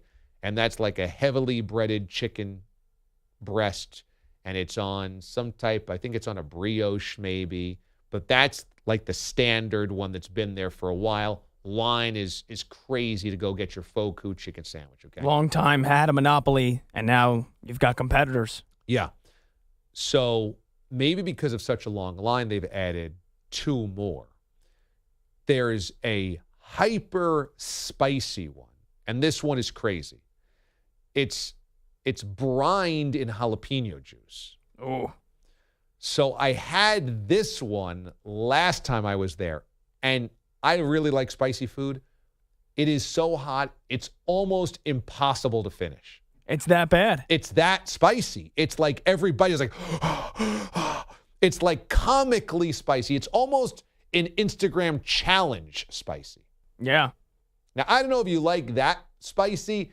I really like spicy. It was 2 notches too spicy for me. Yeah, I used to, I did the blazing challenge at Buffalo Wild Wings one time. I used to, be all for that stuff. Now I've gotten to a certain point where it's like, if I'm in physical pain, if I'm crying uncontrollably, if my nose is running, if my ears are running after I'm eating something that's spicy, I don't need to torture myself like that anymore. I'd rather be comfortable and get a little bit of kick, not to the point where it is totally taken over the entire meal. Yep. So then I found the perfect middle ground last night. They have a third one, which is done by Jacob's Pickles, and that's a kind of a famous brunch eatery restaurant here in New York. And it is big, great white chicken breast fried with that big kind of country fry that they use for chicken sandwiches on cornbread. Ooh. With a bunch of sliced pickles on it and on the side. And that was the winner. So I'm a huge fan, but now there's chicken sando wars at these ballparks. Oh, there should be. I mean, we got chicken sando wars all over the place. Popeyes, KFC, McDonald's. Everybody's claims they got the best one. Nashville hot here, Nashville hot there. Everybody's doing this. What do you think it is about the chicken sandwich? It might be the single greatest sandwich, and might be the single greatest meal that a common man, a peasant, a king could all enjoy together. I see. So you think that it covers all types of socioeconomic status? Covered, yes. And it covers all types of palates. I mean, everybody loves chicken. Everybody loves fried chicken, too. Right? There's certain religions you can't eat pork, can't eat beef. Everybody can eat chicken. You know, I think that maybe the chicken sandwich is the life hack on fried chicken, because it's impossible not to love fried chicken. I mean, I absolutely love fried chicken. But when you get fried chicken, you might feel like, oof, if I'm just eating fried chicken, it's a little heavy, it's a little greasy, and I'm getting my paws all greasy, you know? You're picking up the chicken, you got the grease all over yourself. But when you put it on a sandwich, it's very accessible. Your paws are clean. Your mouth doesn't get all crazy. You're not eating a ton of fried chicken. You're getting filled up by some bread in there. You're putting some toppings on it, so there's some moisture as well. It's elevating fried chicken. Yeah, and that's the thing and then you get what could take it to the next level. You gotta, if I'm having a chicken sandwich, fried chicken sandwich, it has to have pickles on it. It's got to have at least 2. Crucial. Can't have 1, and it can't have more than 3. Oh, really? So it's either 2 or 3 for you. Well, usually, what did I say? You can't have 1? You said you can't have 1, but no more than 3. Yeah, 2 or 3. And then ideally, just a little bit of... We're just laughing at how specific that order is. Ideally, some kind of a paste, usually a mayo. Okay. But I could even do like a garlic aioli. Oh. Spicy mayo, maybe? Yep, spicy mayo, or even a garlic butter. A garlic butter, even? I've had a chicken, I forget where I got it, but I had a fried chicken sandwich it was garlic butter on it. And I was like, but it was the only one I had to get it. I forget where it was. It was at a game. And it was great. Or a hot sauce. Hot sauce is great on it as well. Hot sauce is great too, but I usually love getting the spice. If a place has the spicy fried chicken already, then you get a little chipotle aioli, little mayo. Mm-hmm. Yeah. Boy, growing up, you go to a ballpark and all you get is either a hot dog, popcorn. There's very limited options of cotton candy, Cracker Jack. Now I have 3 different choices of chicken sandwiches. I mean, how great is that? So it was a nice night at the ballpark, beautiful night. Chicken sando is good.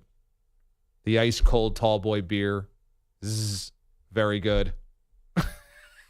And got home in time to watch the 3rd period and overtime of last night's hockey game. When we come back here on the show, we are toasting to the good stuff. Booskies all around. It's a Thirsty Thursday. DA, CBS Sports Radio. You're in a 5-minute break. All right, so I want you to tell me what is the appropriate amount. 'Cause Okay. I'm not. It's supposed to be one. I mean, you've put in 4 chips down. We only said you had to eat one I know. scoop helping. So go to that scoop one. That's a good amount. Is that a healthy scoop? That's a good amount, but you just got to make sure a bunch of it doesn't fall off onto the plate. Like, that's got to get in your mouth. All right, DA is loading up the chip like a swimming pool. Okay, he found the perfect amount on the scoop. All right, that's fair, right? That is a total fair. This would be you paying up for losing. He's taking off the headphones. This is big. I told you to get gloves, too. No gloves. No gloves. All right. Put it in, big boy. Here we go. All right, that's a good crunch. Oh, my God. He's tapping on the desk. His eyes are lighting up. Wow, I've never seen your eyes pulsate like this. This isn't a show. You okay, too? Get the milk. Get the milk. DA is now clenched. His face is bright red. Swallowing. He's coughing. Don't touch your eyes. Don't. If I could tell you one thing about eating spicy food, he just went to touch his eyes. You don't touch your eyes after touching something spicy. He's drinking the milk. His hand is shaking. His hand is shaking, folks. Is DA going to survive? Wow. Oh, God. You okay? Your eyes are watering, man. Your tip of your nose is red. I've never seen your hand shake like that. Oh, God. You're a man of your word. That looks like the most vicious bet payoff we have done on the show. DA is now getting up, stretching out his back. He's had back problems in the past if you followed the career here. Keep slurping the milk, and a slurp. He is kicking his leg down like a horse ready to come out of the gates at the Kentucky Derby. Wow. I can't talk. He can't talk. Tapping his feet down, hands shaking. His eyes are literally watering. He's raising his hands up. Another milk. The arm continues to shake. I don't think DA will be having another chip. No way. No way. He says no way. No mas. No mas. It's still burning. Still burning. The milk is not helping. Go right out of the carton, man. Go right out of the carton. He filled up a little plastic cup with the milk. That's clearly not going to be enough. He's already done it. He's continuing to pour instead of going out of the carton because he still has decor. Imagine having that much decor while feeling this heat. I can't imagine. This is really tough. I could whole tell. throat is on fire. I have never seen you cry before. You have tears, like real tears, welled up in the side of your eyes. Okay. This is hard. This is hard. This is, I would say, in the 5 years of the DA show, we've done a lot of bet payoffs. I didn't feel like this after the Ghost Chili Salsa. This is the hardest I've seen somebody punished. My mouth is still on fire. This is unbelievable. Pepper Palace in Minnesota at the Mall of America was no joke here. As we are bringing a close to the hour, this is going to be an interesting break. We really don't, is DA going to survive here so we can captain the mothership through the final hour here on the DA show? Kenyon Martin on the NBA playoffs in the Big Three draft next. Plus reaction on if DA will survive. More to come here on the break, and check it all out at watchda.com. More of the DA show next on CBS Sports Radio.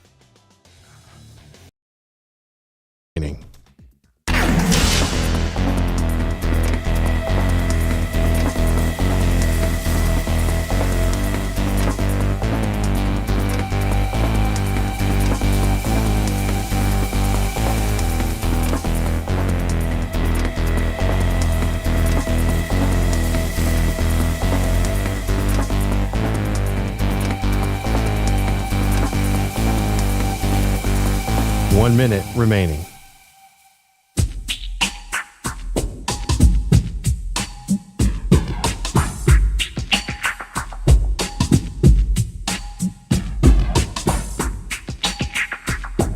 "45 seconds remaining.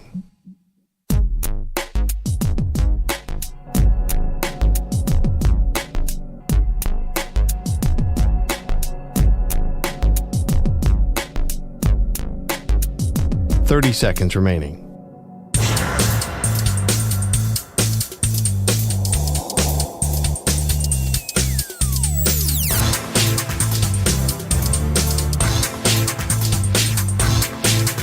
"15 seconds.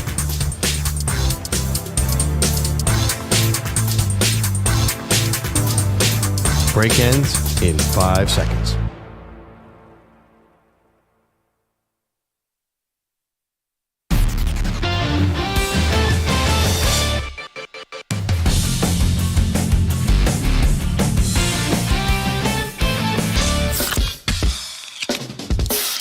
We're toasting to the good life. I feel alive.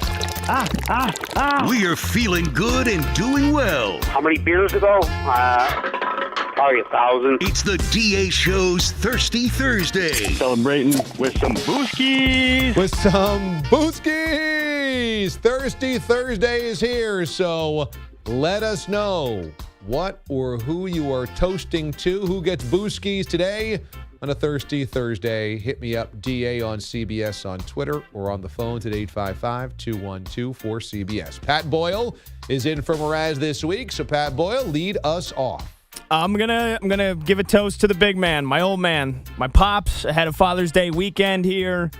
Got to golf with him 2 weekends ago for my family's golf outing, and got the whole weekend off here after working all this week on the show. So excited to golf with my dad again on Saturday. A little brunch on Sunday. Just some quality time with the old man. The old man, ain't nothing better. So toast to Bobby Boyle, the old man. Give Bobby Boyle booski for us. Booskies. This dude also takes you out to Vegas every single year. Yeah. Now, how many father-son combos go out to Vegas and rage? Not a ton. I can't imagine. Now, does Bobby Boyle rage or no, you rage? He used to be. He used to be a raging alcoholic, actually, but okay. A functioning one at that. It wasn't Father's Day. There wasn't any childhood. Well, let me clarify. Love you, Dad. Let me clarify. There was no childhood trauma hidden under that statement. He was a very high-functioning alcoholic. But yeah, he drank a lot. So he actually gave up drinking, and my dad used to smoke too. He gave up smoking. Wow. So he's been like 7 years, no smoking, no drinking. Nice. Once my sister started having kids, he now has grandkids. He goes, hey, I want to live to 80. I want to live to 90. I'm not going to do it if I keep smoking and drinking every day. So I give him a lot of credit, man. He's the most strong-willed person I know.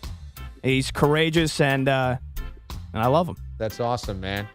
Happy Father's Day to Papa Boyle. Love hearing it. Pete the Body Bilotti, who are you toasting I'm going to to? ride that bandwagon, and I'm going to toast Pete the Body Sr. Happy Father's Day. Guy always looking out for all of us. He's one of my best friends, and baseball is in his blood, and it came into my blood. So we bond over baseball and bond over laughs, and he's the best. He's Timmy's pop, best pop. And we all love him. So happy Father's Day to Pete the Body Sr. Right on. Pete the Body Sr. Was your dad always a Mets fan? He actually started out as when he was young, a New York Giants fan. New York Giants. Because he loved Willie Mays, but then he made the switch to the Mets. When they left. Yeah. Wow, he was a Willie Mays fan. Yeah. New York Giants. Yeah. That's pretty cool. Yeah, so but he played a lot of baseball on the amateur side of it. He was once scouted by I believe the Reds. Really? But he never was able to make it to the show, but he loves the game and he loves everything about it. Did he get to go to the Polo Grounds? You know what? I'm not sure. I don't think he might have when he was very little. I don't think he made the Polo Grounds. Because that's a long time ago. They moved in 58, so you'd have to. He might have went there once. Yeah. He might have went there once.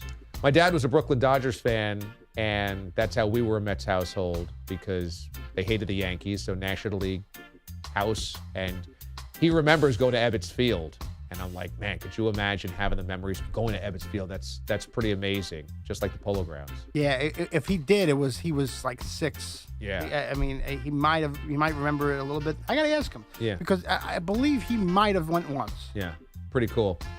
Peter Schwartz is in today for headlines. Pete, who are you toasting to? I am going to toast my son Jared and his Panthers Little League team for winning their Little League World Series championship the other day. They were down 7-0 in the semifinal game with 6 outs to go. They came back and won that to get to the championship game. Then they're 4-4 in the last inning of the championship game. They explode for 5 runs, win the game 9-4. So they came a long way from the beginning of the season, and they get the hardware at the end of the season. Cool. So congratulations to them. So they get my booski. Very cool. Booskies. Booskies. I am toasting to Dan in Mechanicsburg because Dan made the epic trip from Mechanicsburg, PA to the Bob's Bar show 2 weeks ago. He woke up at 1 a.m. He got on the road by 1:30. He got to Bob's Bar by 5:30 in the morning. He obviously hung out with us throughout the show, hung out with us for lunch, got the golden Willy Wonka ticket to stay for the Rangers game late at Bob's Bar, shotgunned White Claws with the guys, hung out, ate food, wanted to pass out, went and passed out on the couch inside of Mraz's childhood home, got up, watched the Ranger game, and then drove home that night, another 4 hours. It was almost a 24-hour excursion for him, maybe more, which is just insane. It was more than 24 hours from the time that he left Mechanicsburg to the time he got home. And through it all, had a smile on his face and repped all these flame-out quarterback draft picks with jerseys. He had like a new jersey on every 20 minutes. And none of them were any good. No, they were all terrible. They were all terrible Not quarterbacks. that the jerseys were nice. It was just the players weren't very good. I like the Culpepper Dolphins jersey. There was a Dante Culpepper Dolphins and Aaron Brooks Raiders. There was a Joey Harrington. There was a Joey Harrington. Yeah. There was and I went out into the newsroom. Greg Caserta's in today, and he was at Bob's Bar, and you were at Bob's Bar, and I heard all you guys talking about Dan Mechanicsburg's jersey. Yeah. I'm like, this guy's reputation has built to where he's being talked about in the newsroom. So he and all the guys that showed up, Knockout Neil and Tommy Topspin and Justin in Albany and all the guys that showed up, thanks so much. And Dan Mechanicsburg, we should have an award named after you at the Bob's Bar remote for who came the farthest. I mean, in the Boise show, we had some incredible fans as well. We had some people that came down from Seattle, from Boise, which was like a 6.5-hour drive. That was epic. For Bob's Bar, Dan in Mechanicsburg, you earned your stripes, buddy. So toast into him. Hey, see, there's an idea. See, one day everybody on the show should come in wearing an obscure jersey, have Dan vote who has the best one. That's a good one. How about that? Mraz has some really obscure ones. Yeah. That'd be tough to top Mraz. I got some too. We can make the stipulation. Can't be a Giants jersey. Can't be a Giants one, yeah. He probably has a couple of them that aren't Giants jerseys. Yeah, no, he's got some really terrible jerseys. No telling which ones would actually fit, though. Remember he did the 30 jerseys in 30 nights when we did the overnights? Yeah. And he had the one that really, it looked like a crop top on him. Remember, which one was that? I'm trying to remember which Giant one that was. It was Joe Morris. It was Joe Morris? When we first started working with Mraz of the overnights, we're like, how many awful jerseys do you own? He's like, so many. And I said, you know what? You need to cleanse those from your wardrobe. For Lent, you got to give up bad jerseys. So wear 30 of them in 30 nights and then give them up. And it got worse and worse and worse as it went on. He had a Courtney Brown Browns jersey, a Tim Couch Browns jersey, some really terrible ones. And then he finished off with his childhood Joe Morris jersey. And it was like a children's medium, like a youth medium. I dream of a genie. And it came up to above his belly button. Holding on for dear life. That was terrible. Incognito Man says, I'm toasting my oldest son for finishing his registration as a freshman in one of the top 10 engineering schools of the country. Hashtag Booskies. Booskies. Appreciate that. Booskies coming in. Dixieland Dan toasting to Sonic limeades and slushies. Nice and tasty cold treats and hot, super hot summer days. Get yourself a blue coconut limeade and a nice little corn dog for a snack and soak up a little AC while you enjoy them. What's y'all's go-to cold treat, guys?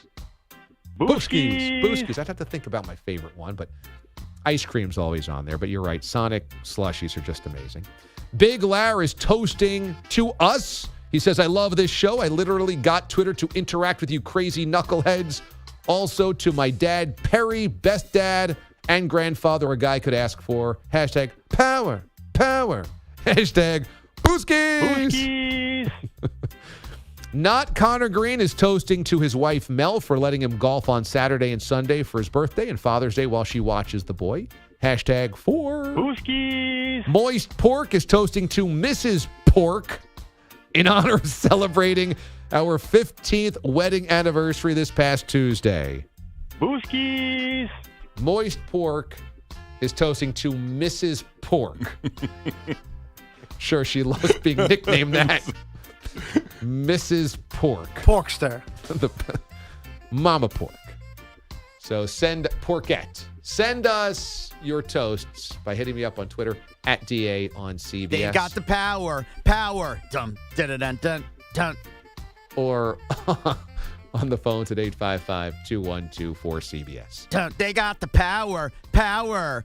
Power. Power. Power. You know that song, don't you? Power. Dum, dun, dun, dun, dun, dun, dun. They got the power. Power. I didn't know what song he was singing when he did it in real time. Now I know the song that he's singing, and I still don't hear the song in it. They've got the power. Power. Dum, dun, dun, dun, dun, dun, dun. They got the power. Power. I actually know the song and still don't hear the song in what he's singing. Dun, dun, dun, dun, dun, dun. They got the power. Power. Dun, dun. They got the power. A big morning. Peter Schwartz is in for headlines, and Rob the 321 glossed Pete and said how great his headlines are, and he's absolutely right, but said, please tell Pete to unblock me. And so I sent the request along to Pete. Pete said, what's his Twitter handle? Checked it out, and Pete, you're a big man. Peter Schwartz has unblocked Rob the 321. I sent him a private message on Twitter to tell him that I unblocked him. I don't know why I did it. It must have been something he said. Yeah, Maybe he's probably being a jerk. He was probably said something stupid, and I have no tolerance for that nonsense, so I'm willing to give people a second chance. Look at Kia. Look at that thing. I'm never going to live that down. Toasting to Rob the 321's unblocking with a shot of tequila. All right, Schwartz's headlines. All right, DA. Game 1 of the Stanley Cup Final, a thriller. Andrei Burakovsky scoring the game-winning goal, 1:23 into overtime. The Avalanche beat the Lightning 4-3. Arturi Lehkonen's power play goal late in the first period gave Colorado a 3-1 lead, but the Lightning came back in period 2. Goals from Andrei Palat and Mikhail Sergachev 48 seconds apart.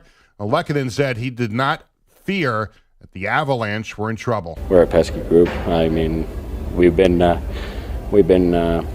through that before, so we just knew we had to pick up our game after that. So now the Lightning trail the series 1-0. Tampa Bay head coach John Cooper said the Avalanche came along as advertised. I knew they were extremely talented and they play the game really well, and that did not change.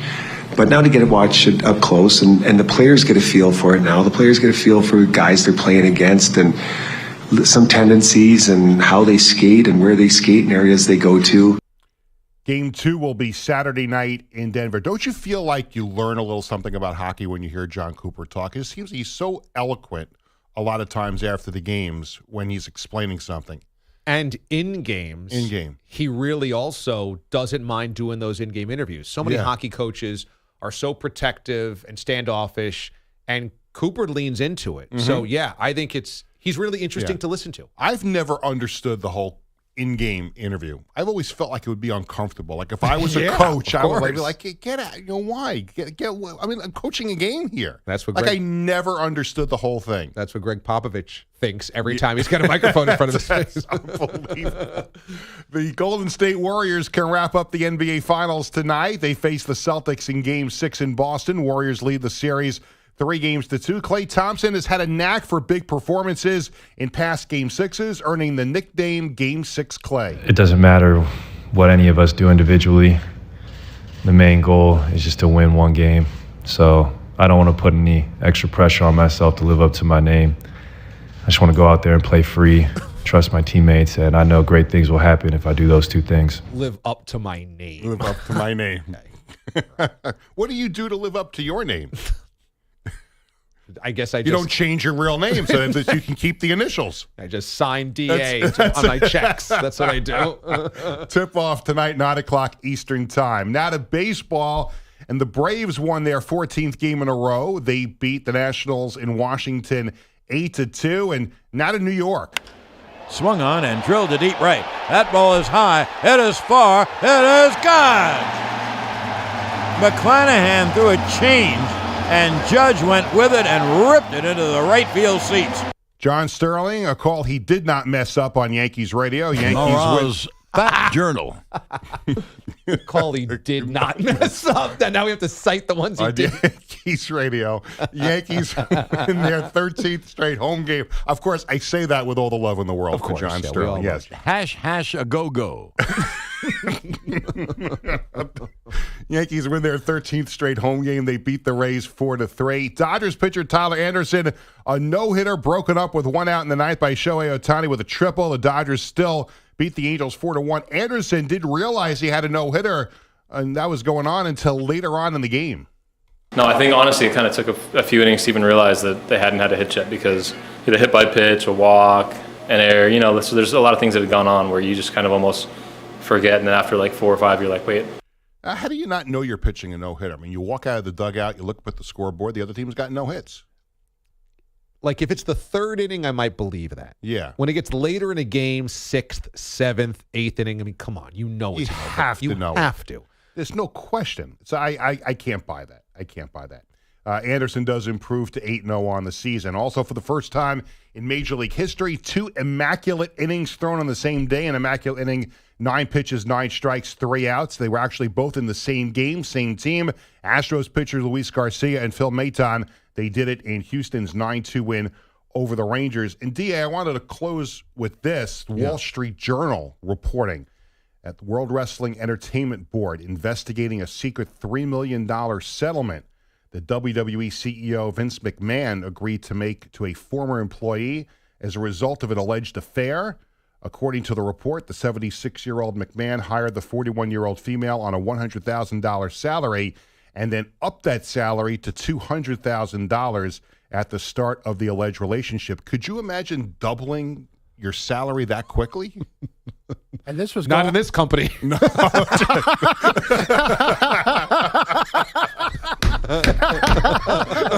Maybe 20 years later.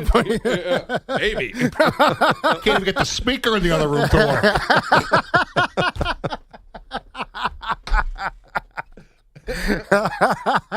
Three pairs of headphones here. None of them have an adapter on it. That'll make it work. None have earbuds. You can double your salary around here. You just have to have a second job in the company. I know, 4 jobs.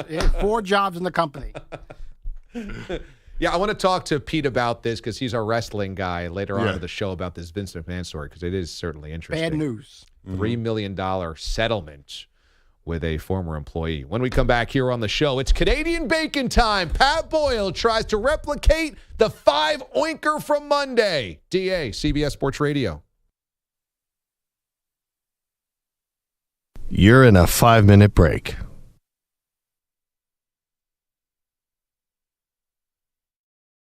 Now, once again, I am on the wrong side of history, right? Especially when it comes to New England, because, gosh, Tom Brady's good.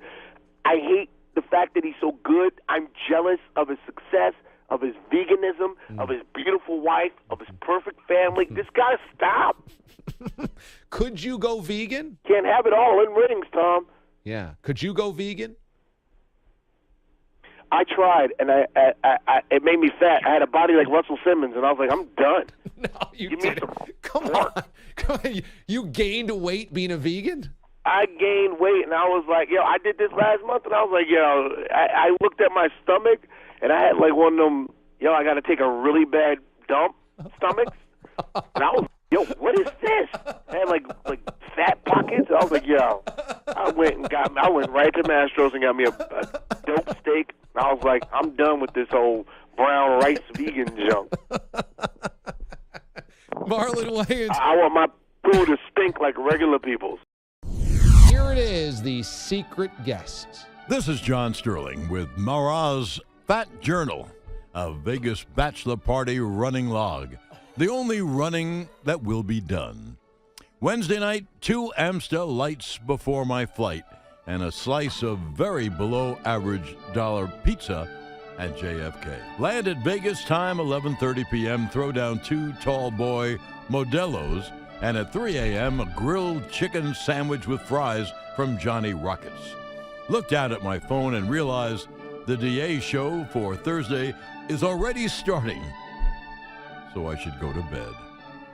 Thursday, breakfast, 1 blueberry donut at Dunkin' Donuts. Lunch, chicken nachos at Yard House. Dinner, basic burger and fries at Circa. St. Patty's drink count.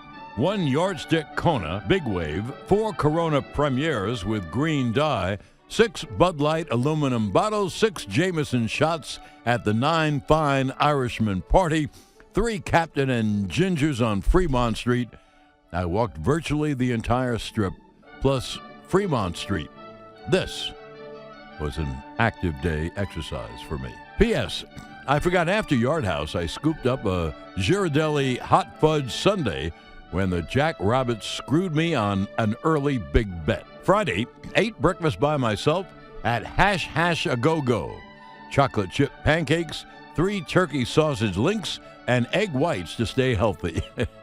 Lunch, none, thankfully. Had a bucket of Corona Premieres at the Flamingo Pool Party, danced with 5 women that looked like they could all have played offensive line in college football. I guess that was my experience for the day. Dinner, Brazilian Steakhouse group dinner.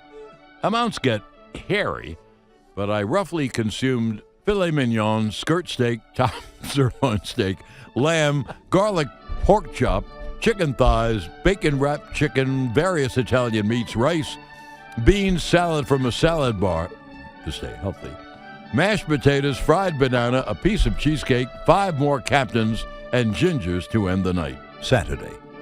Breakfast, apple fritter. Lunch, Korean beef, Bavarian pretzel. Wings split at the table, watching Kansas not cover the spread. Malibu and Diet Cokes, about 7 of them. Dinner, brisket, pulled chicken, cheese fries, grilled vegetables to stay healthy. Would be up for basically 18 hours straight after dinner due to flight delays before I got home. Won't see a scale from me until Mother's Day at the earliest. It's over, man. What a disgrace. I can't believe we killed Tiki. How did we do that?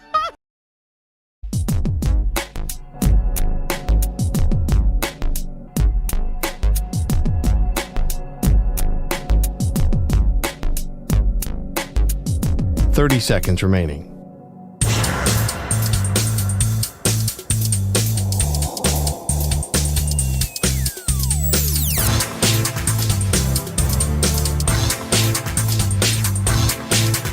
$15 seconds.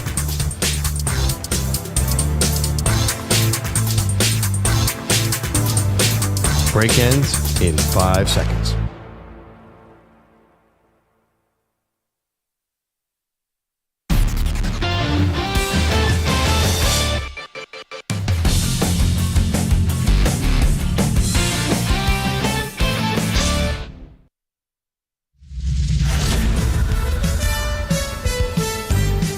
The sizzle of the best goals. Sing us a song. You're the overtime ending man. The saltiness of the best games. God, we're having a good time.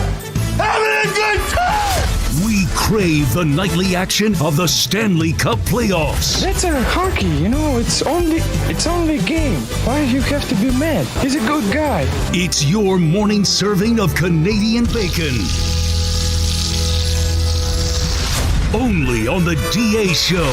I feel alive. Pat Boyle, triumphant return after 5 oinks. Take it away. Let us venture back to 1892 when Sir Frederick Arthur Stanley, Lord Stanley of Preston and son of the 14th Earl of Derby, paid a price of 10 guineas, or $50 at the time, for the original bowl-shaped trophy. He planned to present the cup annually to the champion hockey team of the Dominion of Canada, honoring his time as Canada's Governor-General. The shiny nickel and silver alloy-coated majestic beast has made grown men cry, overflowing with emotion at the moment they doth lay their phalanges upon it. It has turned boys into men, ordinary peasants into extraordinary champions, and dreamers into royal kings. All right, now fast forward 130 years. Sorry, Lord Stanley, but for the 29th straight year, the Stanley Cup champion will come from USA, USA, USA. We head to Ball Arena. Ball Arena. We head to the Rocky Mountains, where it was a rocky start for the two-time reigning champion Tampa Bay Lightning. Things started to snowball early as the Colorado Avalanche pelted 2 ice missiles into the net in the first 10 minutes. Your player of the night was the one who got the party started. It was the captain, guiding the ship through the fog as Gabriel Landeskog channeled his inner bulldog. Now Bowen Byram, the breakout pass through center ice. Byram across the blue line, leads it for Rantanen. Rantanen in the circle, lets it go. Shot on, score!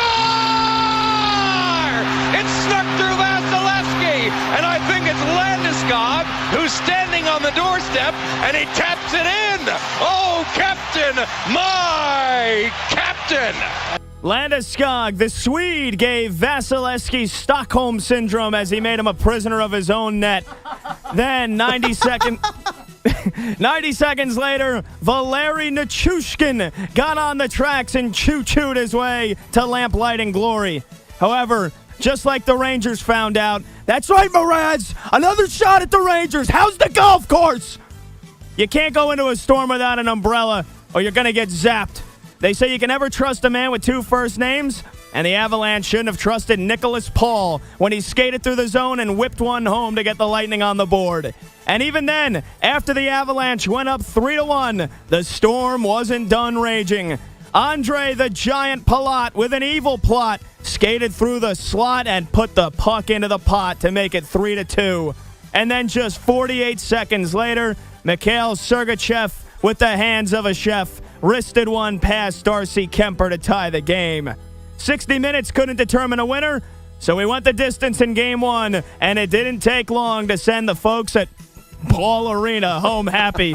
Your goal of the night comes from Andrei Burakovsky. Sing us a song. You're the overtime ending man. Burakovsky, channeling his inner Dostoevsky, he said to the fans and the lamp behind the goal, "Let's get lit!" Another bouncing puck, gobbled up by JT Compher. Down the middle, Compher holds, shoots, it's blocked. Nichushkin with it, Burakovsky, he scores! Andre with a giant goal! And you don't have to go home, but you can't stay here because this party is over! Colorado wins Game 1 in overtime! Andre Burakovsky with a frosty finish as the Avalanche buried the Lightning under their ice once and for all in Game 1.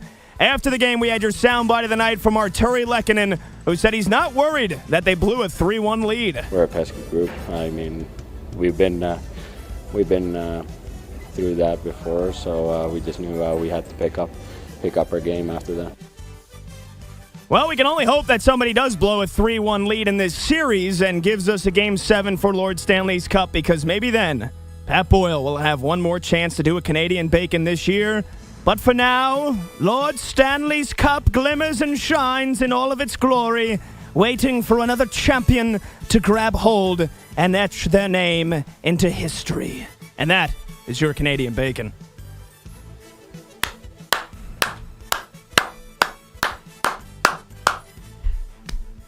Standing ovation.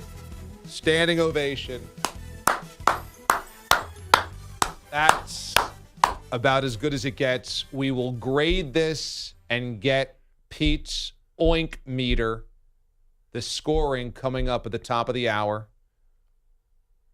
I mean, I got a lot to say about that. But my goodness, was that an absolute howitzer flamethrower of volume, of puns, of voices, of highlights, of everything.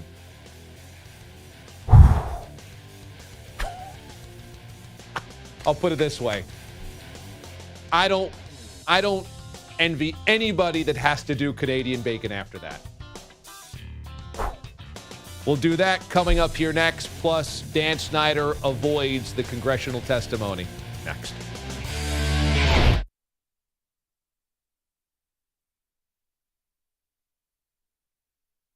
You're in a 5-minute break.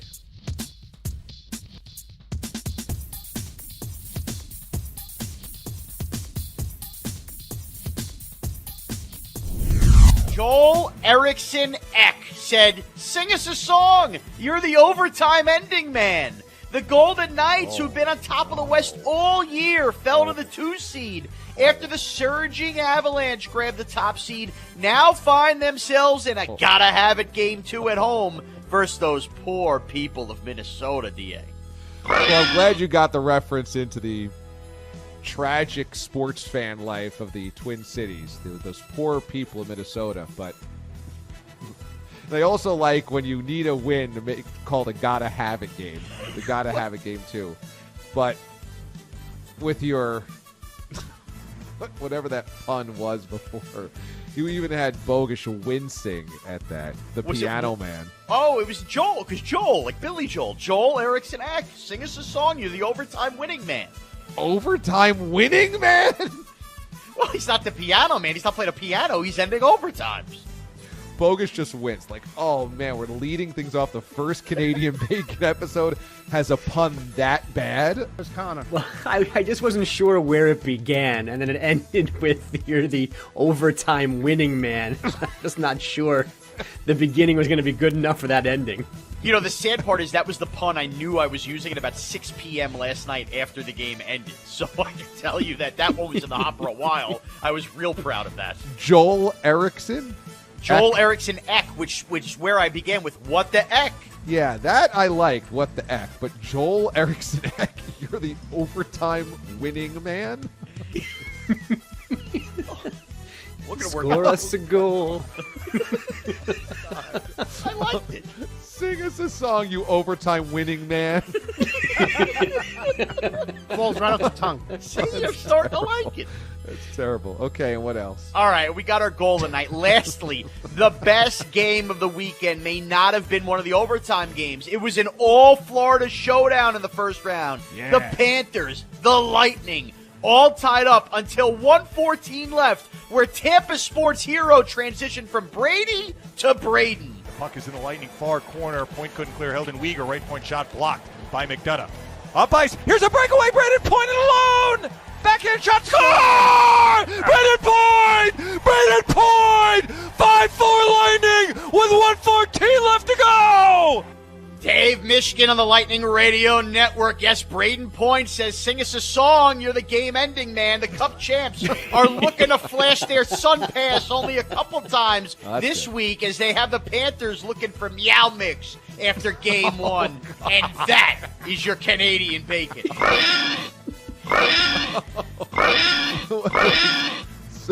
So we have overtime winning man and game ending man. That wasn't in the original script, but I figured you guys liked it so much I was going to work it in for Braden Point. Super.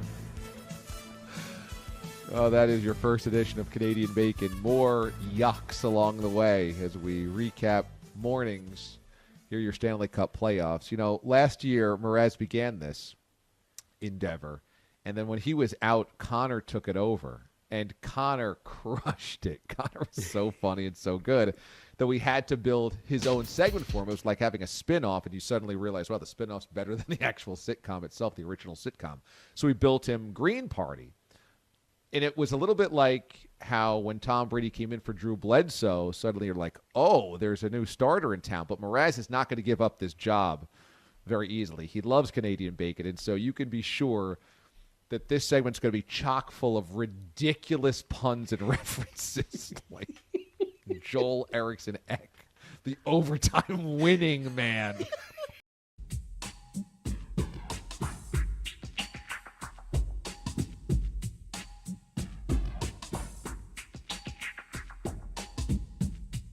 .30 seconds remaining.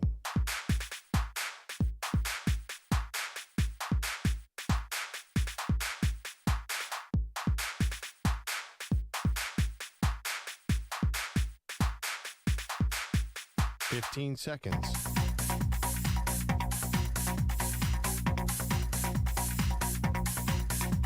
Break ends in 5 seconds.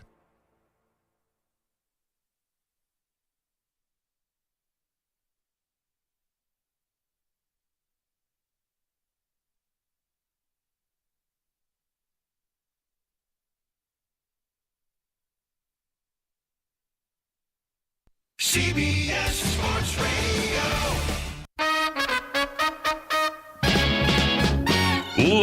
Live from CBS Radio Studios in New York City, it's the DA Show with your host, Damon Amendolara, featuring producer Mraz and the musical sounds of the Zap Zap Orchestra. Now, ladies and gentlemen, here's DA. And happy Thursday to you, everybody. We come to you live from the Rocket Mortgage Studios. Need to know what it takes for a home to fit your budget and your family? Rocket can. Coming up this hour here on the show. In 20 minutes, we are stunned to a noose. And in 40 minutes, would you cut off the top of your pinky to keep your career going? One NFL defensive lineman did. Whoa. Next hour, Marlon Wayans is going to join us here on the show. That should be fun. He's always a great guest to have on the program. Comedian, actor, producer, also a huge basketball fan. Tonight, game number 6 of the NBA Finals in Boston. Celtics trying to push this back to game 7 by the Bay over the weekend. Dan Snyder is avoiding congressional testimony. Shocking surprise there. We'll get to that coming up here shortly as well. Coming up this weekend is also Father's Day, so I've got some thoughts on Papa Amendo I want to share as well. But we just had Pat Boyle's Canadian Bacon. Remember, Monday was the mythical 5 oinks. And he got the 5 oink for the first time ever. Nobody had ever achieved that perfect score. So huge pressure on Pat. And if you listen to the PGP this week, the Permission Granted podcast, the show about the show, you heard him say that he was a little bit sheepish about Monday because he didn't think that was his best effort and still got a 5. And that he was looking forward to the next chance to be even better. And while Pat Boyle is an extremely talented guy, this is right in his wheelhouse. He writes well. He delivers well. Frankly, expecting another 5 was, I think, unfair to him. I mean, how do you top perfection? Now, let me say that I would not have given Mondays a 5. I thought that was either a 4.5 or a 4.75. Because when Boyle does Canadian Bacon, you have to nitpick. He's so good at this, I think you really have to drill in and find things that he would do wrong because he's just so good at it that you really have to parse, split hairs. I'll be honest, I couldn't find one in this performance. I'm looking at my notes. First of all, he begins coming out of the gates with an 1800s vocal performance about Lord Stanley's Cup and the history of it, which is funny, using words like phalanges. Then drops the pretense and talks about how the Canadians haven't won it since 1993 and chants, like any good obnoxious American, USA, USA, which had me in stitches. He then drops an ice missile, which is just so silly and ridiculous that it's great. He does now the signature Pat Boyle move, which is kind of like the no-look pass from Magic or the tongue wagging from Michael, where he rhymes 3 words almost in unison, almost in a row, where he goes fog, Landeskog, and bulldog. He makes a captain reference as the play-by-play call references the captain as Landeskog moves them through, guides them through the fog. One of the great lines in Canadian Bacon history is Vasilevsky Dostoevsky giving him Stockholm Syndrome, becoming a prisoner of his own net. I mean, look, there hasn't been writing like that ever in Canadian Bacon. That is just next level. Stockholm Syndrome, a prisoner of his own net, is brilliant. There's a Palat, Slot, Pot signature rhyming cadence from Pat. He does the overtime ending man and then finishes with a Joey Zanaboni, let's get lit, with the winner and the lamp getting lit on the game-winning goal. It's why I stood up and gave him a standing ovation. It's why I bowed down to him. Somehow, that was significantly better than Monday's 5-oinker. Somehow, in my estimation, that was significantly. And you know that I want singing. I like singing. This one didn't need it. And I am willing to walk back from the edge of me screaming that we need more singing in Canadian Bacon. That one didn't need it. On Monday, I said I would not have given that a 5. I said that in real time. Today, I thought the mythical 5 oinks could never be achieved. It was on Monday. Today, I find no flaws in it. I find nothing. But I'm not the scorer. I will give Pete the Body a chance to explain what he heard from Pat Boyle's Bacon. I think you laid it out perfectly. The one little thing I would say, maybe a little long. That's the only thing. However, what he did superseded anything we've done with Canadian Bacon. You're not getting that from anybody. I'm not talking just Sean. You're not getting it from Connor. You're not getting it from anybody who's done it. This is something of a next level. I don't believe in above 5 oinks. We have a strict scale, so it's 1 or 0.5. That's the philosophy, to 5 oinks. I do not believe in going over, but what he did well superseded any thought I had about a long script. So here is the score. It's a no-brainer. It's a no-brainer. You can't give that anything but 5 oinks. It was extraordinary. It was extraordinary. Steven tweets, it was a perfect bacon. Should still be called Boyle Bacon. He's the GOAT of bacon.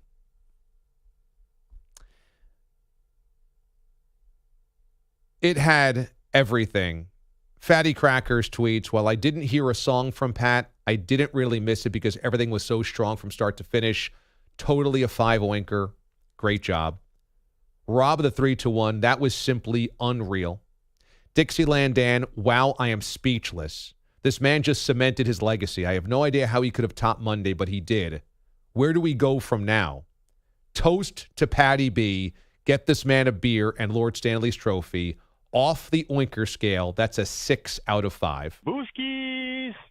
Jeremy, that Canadian Bacon was somehow better than the legendary 5 oinks. Kudos. Rob, wait, what? That was Nadia Comaneci perfect 10.0. Somehow better than Monday. Everywhere Evan, this dude just slays. Alpha, sick chicks, killer steez. Boyle's intro alone was a 5-oinker. Change the segment to Boyle's Bacon. Call it a day. Hashtag put Mraz in a body bag. Moist Pork. I'm breaking protocol here, but this is 5.5 oinks. Steven, we need to rename Canadian Bacon Boyle Bacon. And not Connor Green says that's 10 out of 5 oinks. It's over. The man's a genius, a wordsmith, and a wizard. Never to be beat. Hashtag suck it, Sean. Well, that's not nice. And Incognito Man tweets simply, now you're just taunting Mraz. And there was a point in it that I thought the same thing, that it was so good and he was ripping off such good writing and delivering it so well that it was basically shimmying and shaking during the blowout. It's like showing the runner the ball when he hits it back to the pitcher. Yeah. Here's the ball. I'm going to throw it to first base. It really was like, wow, this is too easy for you. This is really now just a show. This is so easy. Boyle, congratulations. Back-to-back 5-oinkers. And I know, knowing you, you feel better today about it than Monday because you know today's was better and you wanted to earn in your mind a true perfect oink. Yeah. Yeah, you know me well. If that felt deserved. I was hungry. And I was hungry for a 5 today. I was hungry for an indisputable 5. Indisputable. But, yeah, that one felt good. Poured my heart and soul into that one, and I'm most likely going to have to wait for another 11 months now to do it again. So I'll have to come back better and stronger next year. Yeah, because next week you're not with us, and so you'd potentially do a Game 7. Is that right? Because you're back with us 2 weeks from now? I'm not even sure, honestly. Okay. It made the end of the script fit. You want to take off a half wink for that? Maybe if it goes to a Game 7, maybe me and Mraz do dueling Bacons if he's allowed back to do Bacon. I mean, who knows? We still got an ongoing tirade. He did a lot of this to himself. Did you know you were going to get a 5 before you started? Did you know the script was that good? I thought the script was pretty good. I read the messages in the Twitch stream on CBS Sports Radio on Twitch TV, and Kaplan loved it. He said, based off the script, this is a minimum 4.5. Oh, he had seen the script. Yeah, because I always give him the script before I do it. Gotcha. So I got the vote of confidence from Cap, and from there on, I knew it was going to be about delivery. I knew if I hit the Joey Zanaboni line, it was gonna be a hit. And, yeah, I just felt the rhymes were good. The wordplay was good. It was a very smart Bacon. It was so smart. Yeah. The writing was really, really, really smart. How the hell did you come up with Stockholm Syndrome, a prisoner of his own net? It was so good. I knew Landeskog. I thought Landeskog was from Sweden. So when I found out he's from Stockholm.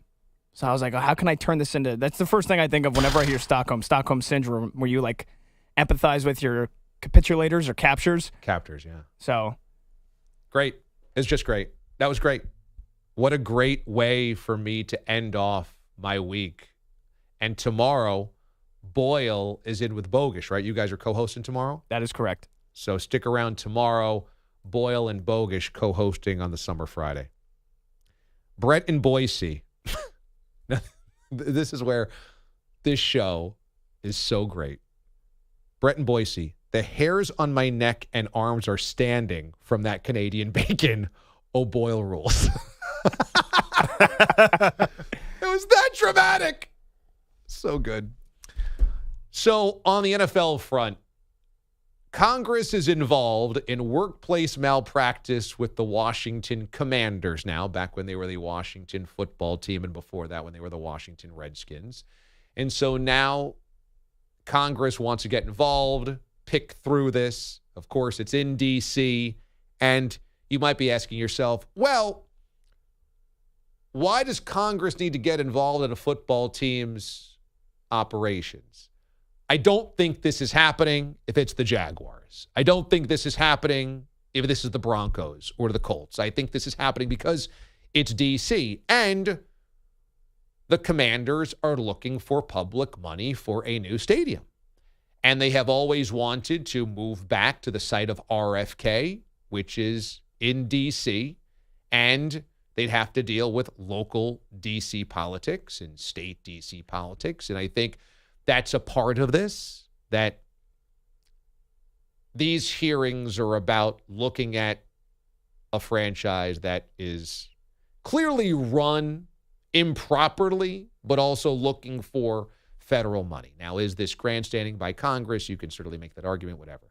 Either way, Roger Goodell is set to testify in this thing. But Dan Snyder is not. If you could believe this, Dan Snyder says, no, can't be there. Now, you might be like, well, Snyder doesn't want to put himself in harm's way. He doesn't want to bury himself by testifying to his own issues, his own problems, his own mistakes.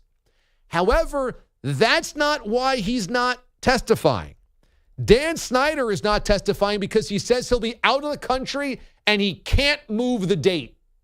That he's doing business out of the country and he can't move the meeting. Which is just a joke. Which is just the biggest spit-in-the-face joke of all time. Dan Snyder's worth billions of dollars. His organization, despite how awful he has run it, is worth billions of dollars. Whatever business he's got to do across seas can either be done the day before or the day after. We know this. In fact, Dan Snyder could probably do business in Europe and then fly back here to testify in the afternoon, or vice versa. We know Dan Snyder has enough pull in the business world that he lives in and has the resources to travel wherever, whenever he wants. And it just so happens on the one day, June 22nd, that they need him before Congress. I can't move it. Now, his team says, we asked for them to move the date. They have refused. They gave us only one date. But this is a joke. Dan Snyder is the one that has created this toxic muck with Washington. He is the owner of the franchise looking for federal handout. He's the guy. He's the reason the franchise sucks so badly on so many levels. And then when they ask him, because that's why they've got a congressional hearing, they need him to discuss it. Sorry, can't make it. Got to work around my schedule. It's a joke. It's a spit in the face to everybody involved. And I'll tell you, if Dan Snyder just declines to testify because he doesn't want to put himself in jeopardy, okay, behind lawyers to say, like, I'm not going to testify, that's one thing. To come up with a completely lame excuse like this is the worst part, because it's just, once again, him being a spineless, sniveling criminal. That's all this is. And from who he hires to how he treats people to how he's run his business, from toxic workplace to harassment of women to aggressive and abrasive behavior towards fellow employees to being completely out of touch with public sentiment, with having an un-PC culture, to say the very least, and being defiant in it, to cooking the books and hiding money and not doing the appropriate revenue share. Every single part of that organization is busted because of him. And now he says, oh, but I can't move my trip. It's a joke. He's a joke. And we can all only hope that this is, once again, one of the break points of the NFL and the other owners saying, get him out. Get him out. Take him out to pasture. We can't have this guy around our organization anymore. Can't have it. Pathetic. When we come back here on the show, it is a Stun to a News, and I want to talk about Papa Mendo a little bit ahead of Father's Day. DA, CBS Sports Radio. You're in a 5-minute break.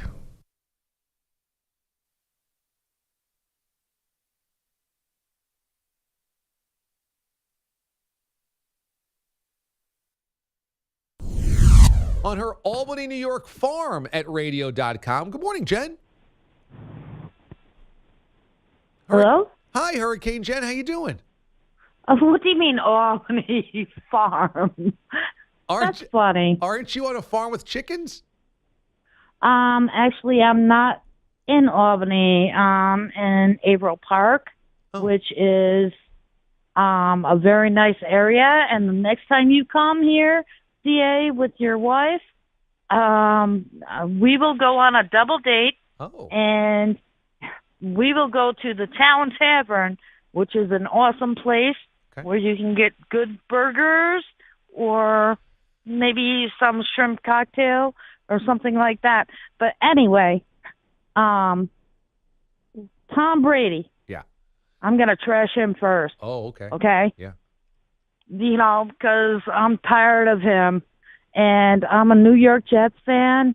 And I am so tired of Tom Brady and his robot, Mr. Ken doll. You know, I mean, Ken Moore should just, I don't know what company it is, but they should just make a doll of him and just have it done, you know, and that's it. And another thing, I'm trashing you guys, and you know I love you, D.A. Yes. You know I love you. And I love you too. But now that I'm not on Twitter anymore, you know, I'm vain, sometimes naive, you know, but you have somebody like posing as me on one of the podcasts, and she's like passed out at her desk, which I can understand because I do that sometimes. But she's long-haired with dark hair. I'm 5'2". I'm a redhead, and I weigh 115 pounds. Not even. Now, probably right now 112 pounds. We have a petite. We have a picture of somebody on a podcast? Yes, on one of the podcasts of me with, and I understand it because it was a couple of years ago, but now I'm looking at it, you know, and back then I did have a stalker, so I thought that was cool, and I laugh at it sometimes, but I'm not dark-haired. I'm red-haired, and I have long red hair, and I'm very petite. Fair enough. And now, I'll tell you this. And I'm 5'2". Yep. And I'm a cute little wild redhead. And don't you forget that, DA. Don't forget it. No, I would never forget that. I will tell you, if you can just point out where that picture is, if that was from a couple of years ago, we will remove that. I'll scrub that and make sure that that picture's not up there anymore. Well, I still want the podcast because of, you know. Yeah, we'll keep the podcast and up. Because I do pass out at my desk drunk sometimes, but sure, that's besides the point. Yeah. And I want to do a shout out to. Can I do a shout out? Yeah, please. To all of the aliens that love me, especially Evan Curtis and some Rome clones that I love the most, you know, because I do love a few Rome clones, and we've had some Twitter affairs here and there, and I want to do a shout out to them. Don't cry. Especially Kenny in SoCal. Don't cry. No, why? Well, I know I can cry if I want. I know, but when you get emotional on the show and you start talking about people that you love. But I love you. I know. I love your wife Thank for you. loving you. Thank you. Because you're the best man that I know. Well, thank you very much. You're a good man. And next time you come here, I want you to see me. You and your wife. I love you. Love you too. Thanks so much. Have a good day. You too, Hurricane Jen. Well, that's an all-timer right there. That.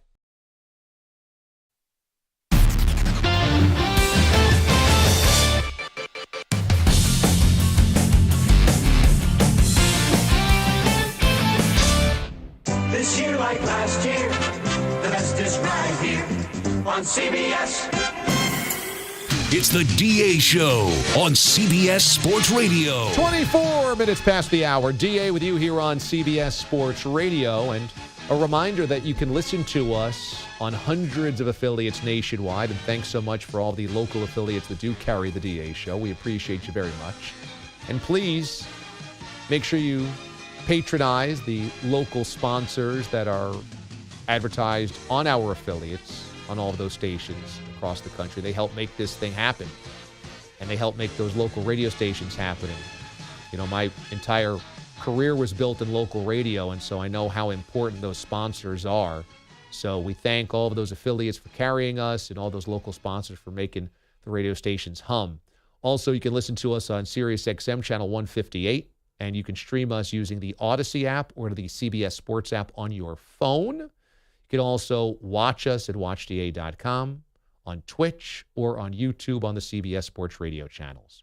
Coming up on Sunday is Father's Day, and I know if I've got a lot of dads listening that are into sports, more than likely they got into sports with one of their parents and perhaps their dad. And so a lot of us have close bonds with our dads if we're sports fans through sports. And I'm no different.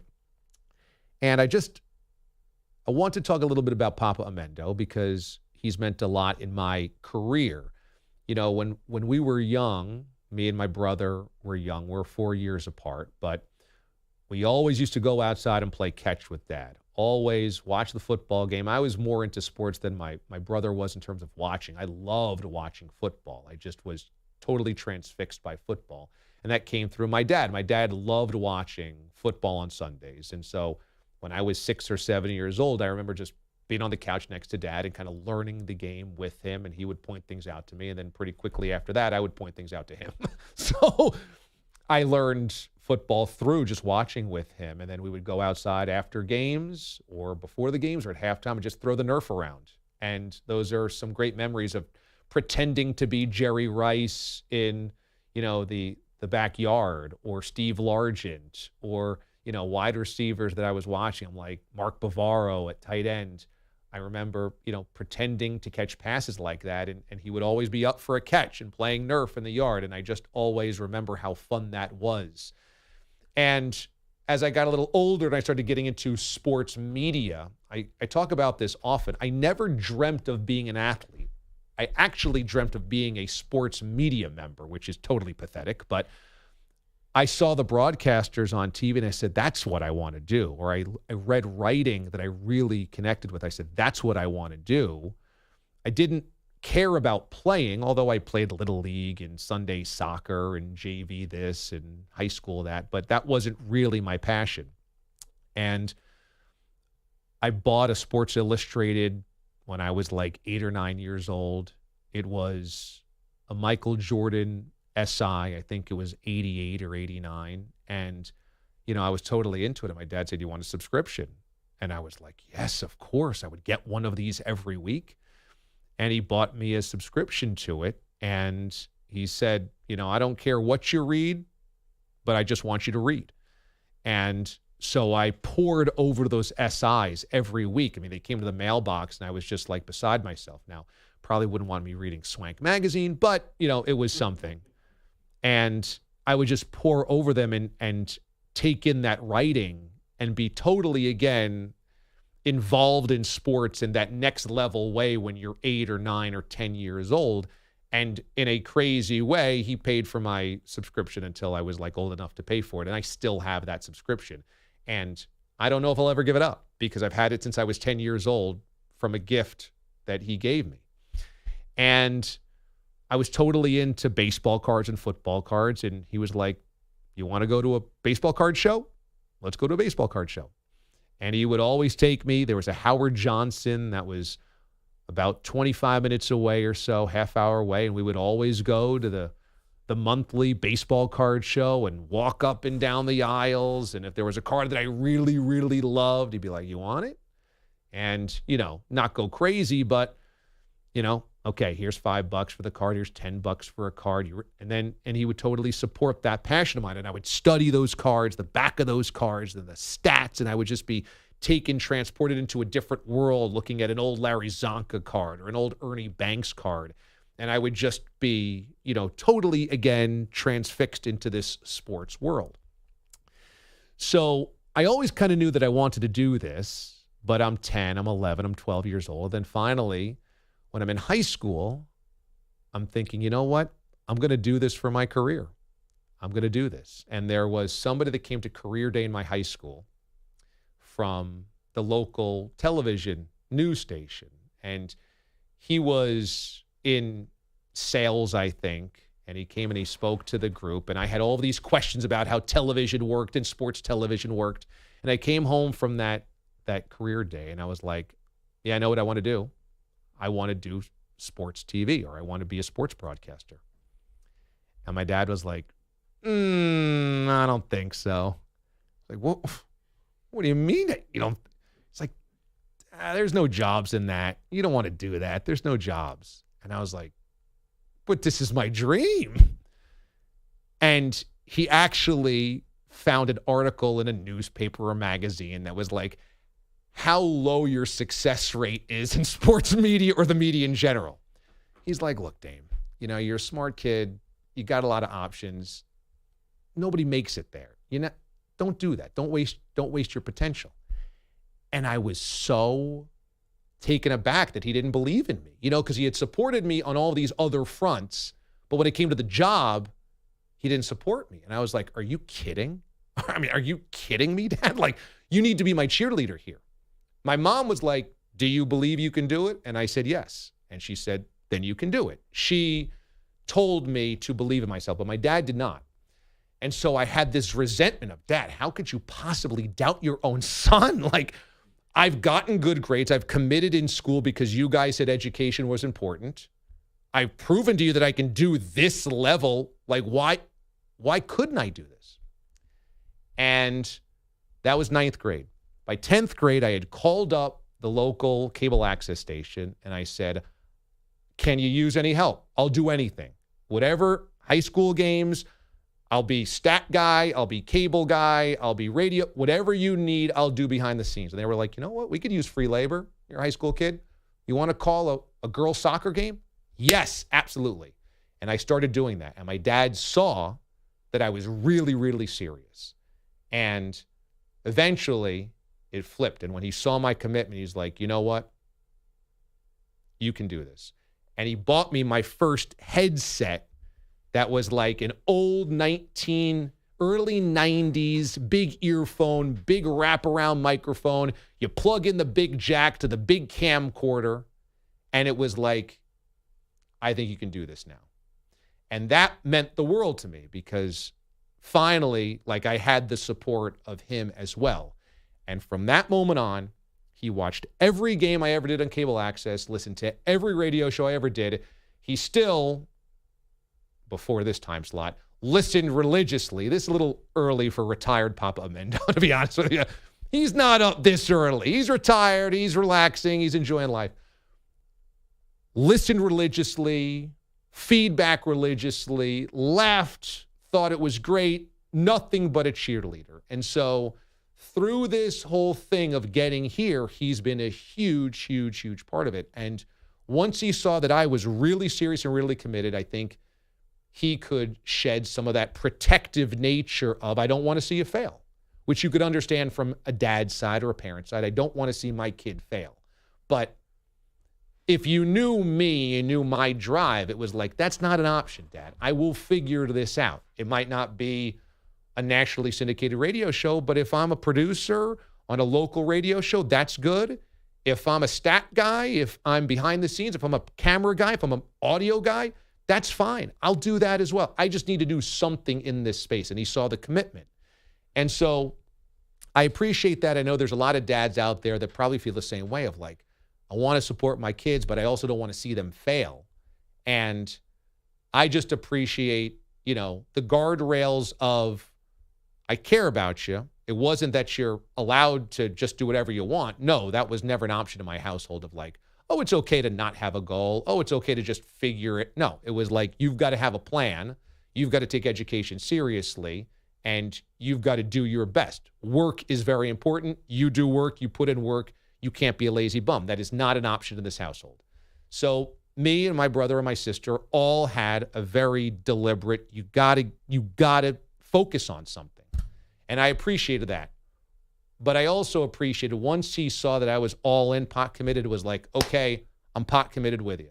And that means the world. So that's for Papa Amendo. That's for all the dads out there that feel the same exact way about their kids. Or if you had a dad that was that to you as well growing up, I appreciate that. And I just appreciate having a dad that was around, because a lot of dads aren't around, and a lot of people have to grow up with dads that aren't around. And for whatever reason, they can't be there, or tragedy happens. And I had a dad around, and that meant a lot to me as well, because I realized that was really fortunate and really lucky. So that's my story on a Father's Day week.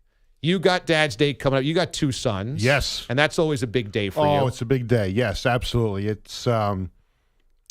It's great. You talk about having catch. I mean, you never say no, Dad, my older son Bradley plays football, so he's a long snapper, so he's always wants to get some work in. Dad, go out, let's snap.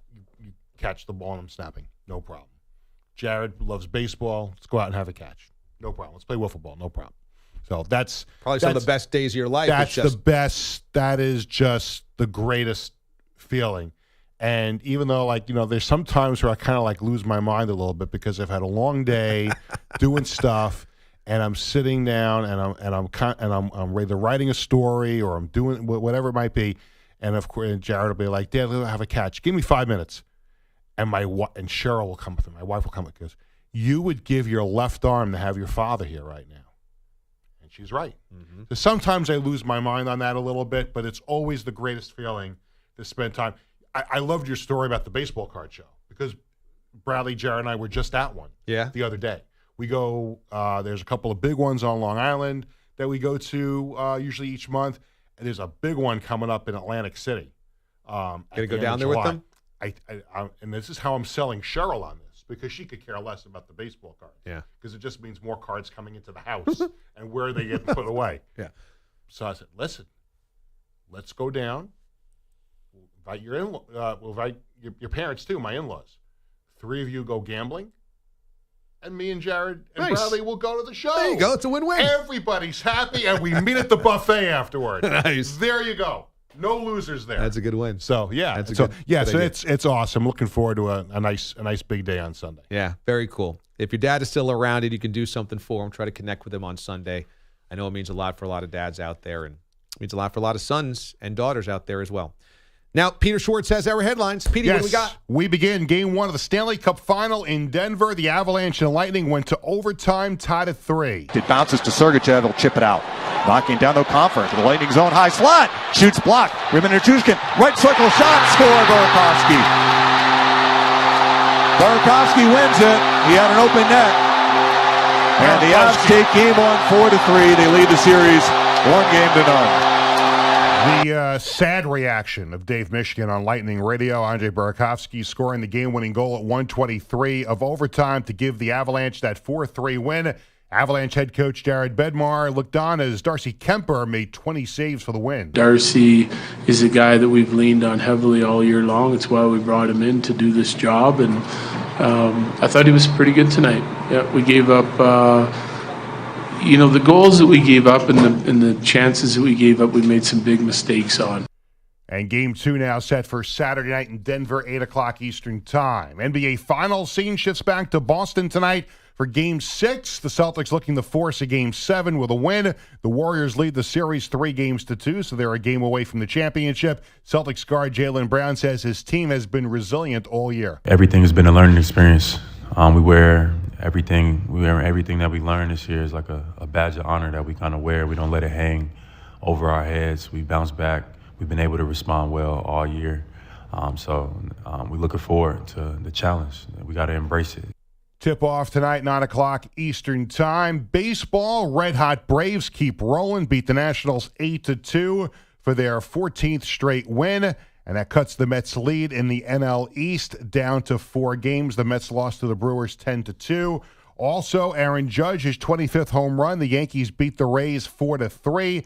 Dodgers pitcher Tyler Anderson took a no-hitter into the 9th inning, broken up with 1 out in the 9th by a Shohei Ohtani triple. Dodgers still beat the Angels by a score of 4-1. And how about some Major League history in Arlington last night? Garcia with the 0-2. Did he go around? He sure did. Couldn't hold up on the cutter down and in. And Luis Garcia strikes out the side. We're through 2 innings in Arlington. Astros 6, Rangers 1. Robert Ford, the call on Astros radio. And for the first time in Major League history, there were 2 immaculate innings thrown on the same day, actually both in the same game by the same team. Astros pitchers Luis Garcia and Phil Maton did it in Houston's 9-2 win over the Rangers. And some big soccer news coming up later on today. FIFA set to announce the venues and the cities for the 2026 World Cup that's going to be hosted by the United States, Canada, and Mexico. And the United States expected to have 10 venues and cities. Feels like a lot of venues. 16 Well, remember, venues? it's 48 teams. First time they're going to have 48 teams in the World Cup. Good point. So more games, and that's why the 3 cities are combining for so many. That's a good point. Yeah. Real quick, you rattle off what you think the easy ones are for the venues. Well, I think we talked off the air. I've heard rumors, I've seen stories that MetLife Stadium in New Jersey will host the final. Has to be outdoor stadiums. So figure it's MetLife in New York, it's SoFi in Los Angeles, Jerry World in Dallas, Soldier Field in Chicago are guarantees, I think. Aside from that, do they go to these really awesome soccer stadiums that are built in Orlando, Miami, Charlotte? Miami. I think Soldier Field's going to be one. Yeah. Oh, did you guys say that? Yeah. Oh, okay. I would think Miami Hard Rock probably gets one. Yes, you're right. It's Home all of the Dolphins. renovated. Yep. They spent all that money to fix it up for the Dolphins. Yeah. Orlando's a beautiful. Do they give Florida 2 of them? I don't know. Houston might get one. Did you say Seattle? Haven't said Seattle yet. Yeah, Seattle. Whether it's because the Sounders play where the Seahawks play, right? Yep. Yeah, that's absolutely going to be one. Yeah. Glendale could be one too.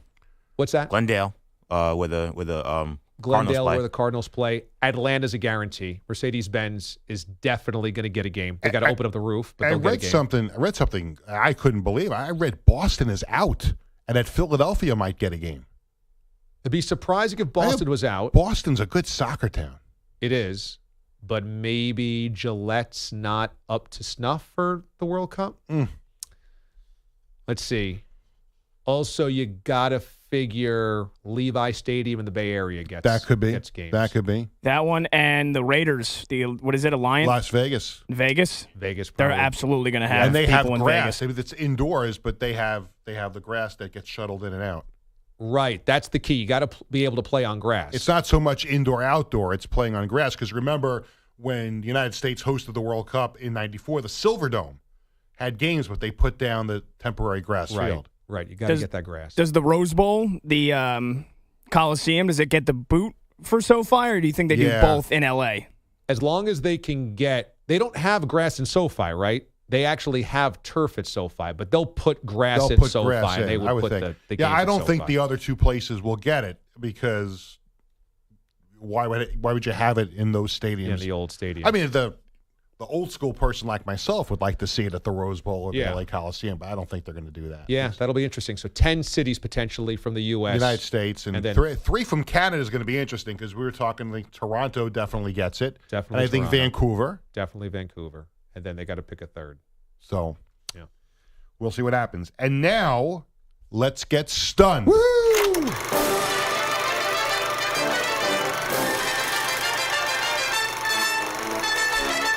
It doesn't take much to surprise this bouncing baby boy. This is honestly the most stunned I have ever been on the show to a news. The DA show is stunned to a news. What do we got? DA, do you like gummy bears? Oh, yeah. Who You doesn't? like gummy bears, Yeah, of right? course, Any yeah. kind of those like soft candies, like, Dots. Remember Dots? Yeah, They still have Dots. them. I like to get them from time Gummy to time. worms. Well, Sour Patch Kids. Here is a story that should serve as a warning to all of us who like those type of delicious candies. And we take you to Bridgeport, Connecticut, and the story from the Associated Press. A commercial I bus love this driver has been charged with 38 counts of reckless endangerment. Oh, no. After blacking out behind the steering wheel while Uh-oh. snacking on gummies. Oh, no. He says he didn't know were infused with THC. And I hope I'm pronouncing his name right. Jinwan Chen appeared Tuesday in Bridgeport Superior Court after being arrested at his home in Boston. Oh, no. Chen was driving 38 passengers from Mohegan Sun Casino on March 13th when he stopped the bus on the side of Interstate 95 in Stratford. Police say they found Chen slumped unconscious in the driver's seat next to an open package of Smokies Edibles cannabis-infused fruit juice. And it was in his bloodstream. On Tuesday, he said through an interpreter, he had no idea he had been snacking on anything but regular candy. I didn't know it was marijuana, he said through a Chinese interpreter. I didn't know. So the judge ordered Chen held in lieu of $25,000 bond and set for his next court date on August 25th. the manager of the bus company said he had been a driver for the company for 10 years with an exemplary record. Yeah. Who knew? Yeah. He doesn't drink, he doesn't smoke, but he has a sweet tooth, like somebody else that we know, and likes candy. Victor Chen said, this would never have happened a couple of years ago, but now there's marijuana everywhere. This is so good because on the one hand, you're like, come on. You didn't know, you tried the first chew, you tried the first gummy and didn't taste something was a little off. Now, I realize they make the chews very, very candy-like these days, but you can still taste the aftertaste of the marijuana in there. It's impossible not to taste it being a little different than a normal fruit chew. But his boss, Victor Chen of Go-Go Sun Tour, says he doesn't drink, he doesn't smoke. He just likes candy. Yeah. So I don't know. Who doesn't like candy? And he pulled the bus over on the side of the road and fell asleep, basically, which is what these gummies are supposed to do, which is why Papa Mendo does use gummies, because my mom wants him to chill out a little bit and fall asleep easier. Hey, all right. Can you imagine, you probably, one would have probably done the trick. Yeah. And for somebody who even, is used to THC, one or two would have absolutely done the trick. He had a whole bag? I mean, God, this guy was ripped. Smokies Edibles. You're like, well, it says Smokies Edibles, but he doesn't speak English. So he might have just been digging into them. He just saw what they looked like. Dude, this guy's probably still high. Looked like a dot. When we come back here on the show, would you cut off the top of your pinky as a football player? DA, CBS Sports Radio. You're in a 5-minute break.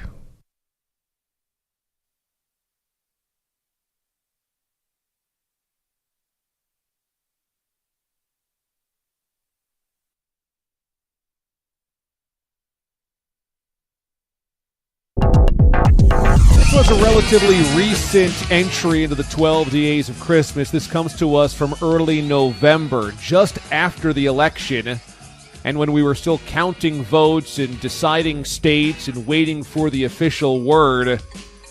We got into a rabbit hole where, looking back on Peter Schwartz's social media timeline, he was popping out the popcorn and enjoying the drama of it all. From November the 6th, here is number 11. Number 11. Listener Ken retweeted this or let us know about it and said, earth-shattering update from DA show correspondent Peter Schwartz. Step down, bogus. Schwartz is like, man, I only watch Jets games and Islanders hockey, but this whole thing where the future of the country balances delicately on a couple of mail-in votes happens to be kind of interesting. I'll see your Schwartz and raise you, Schwartz. Man, this is wild. I never knew politics could be so interesting. I'm surprised we haven't gotten a picture of him getting free red, white, and blue bagels from the deli up the block yet.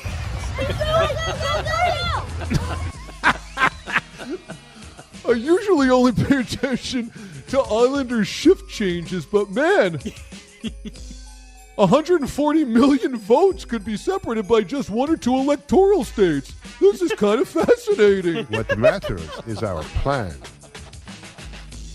I never knew you could mail in a vote. I'm usually just worried about how we can get free tickets to a Yankee game. I usually only pay attention to the Long Island Ducks season ticket package, but now I realize there's two political parties that don't like one another. Just want to wish you a happy 10th birthday.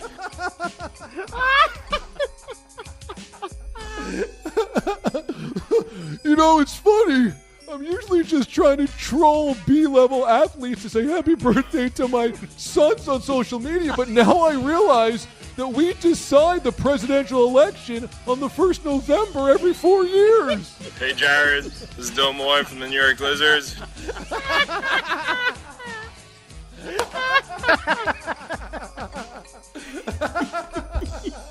And you can bank on whoever wins the election. The first tweet at them will be Schwartz asking to bring back the triple big gulp. What happened to the McDLT?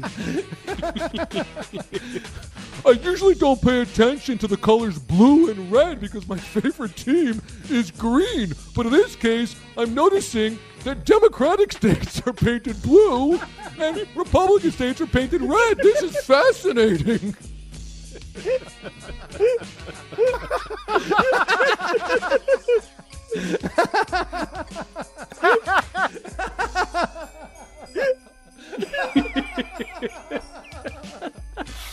It seems to me that 270 electoral votes happens to decide who runs the country for the next 4 years. Who knew? This stuff is fascinating. DA has now taken Schwartz's voice and made him every Adam Sandler character ever. Man, me and the family, we're glued to this stuff.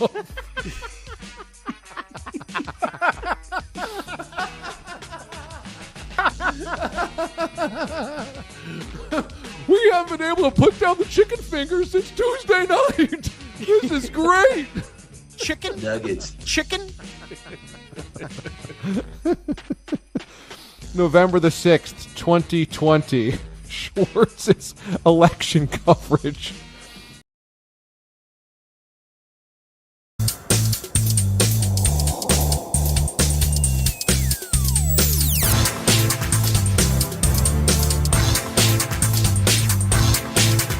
"15 seconds.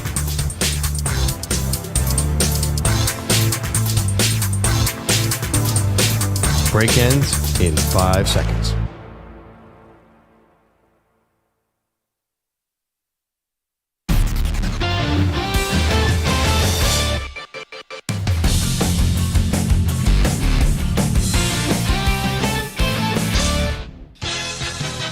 This is CBS. It's the DA Show on CBS Sports Radio. Happy Thursday to you, everybody. Remember that the PGP is out, breaking down a historic day on Monday and a historic week as Pat Boyle achieved the first ever perfect score in Canadian bacon, although today he has topped that. Another 5 oinks, but this one was far superior to Monday's somehow, some way.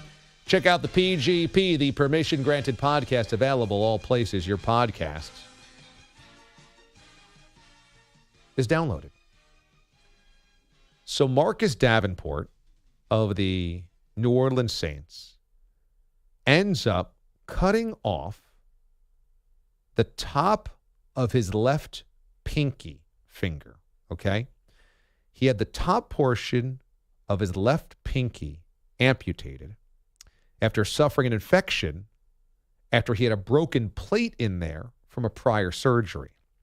He had been dealing with an issue on that finger for several years, dating back to torn ligaments during a bowl game in college when he was at UT San Antonio. And it was nagging him, and finally they took off the top portion of his pinky. Now, Ronnie Lott famously cut off his pinky during a game because it was dislocated or something like that, fractured or something. And so he said, chop it off, Doc, I want to go back out there and play. I will say, as much as I don't envy Marcus Davenport, and I think this is obviously a baller move, like you don't have the top of your pinky for the rest of your life, if you had to hold a draft on the parts of your hands that are most dispensable, top of the left pinky's number 1 draft pick. Like, you don't want to lose a thumb. You can't lose a thumb. That's too important. The opposable thumb is what separates us from primates. You have to have the thumb. You really need the index finger as well because you want to do the shooters. You want to point at a guy, hey, what's going on? Yeah, what's up, Chief? What's up, boss? If you got to point out, it's over there. It's over there. Down here, up there. Ring finger, important, obviously, for jewelry, wedding purposes. The pinkies, and the top of the pinky, even less important. So while I like that I have all 10 digits in full, if I had to, the top of the left pinky I could deal without. When we come back, the Golden State Warriors going after their 4th championship in 7 years. Some are claiming competitive imbalance.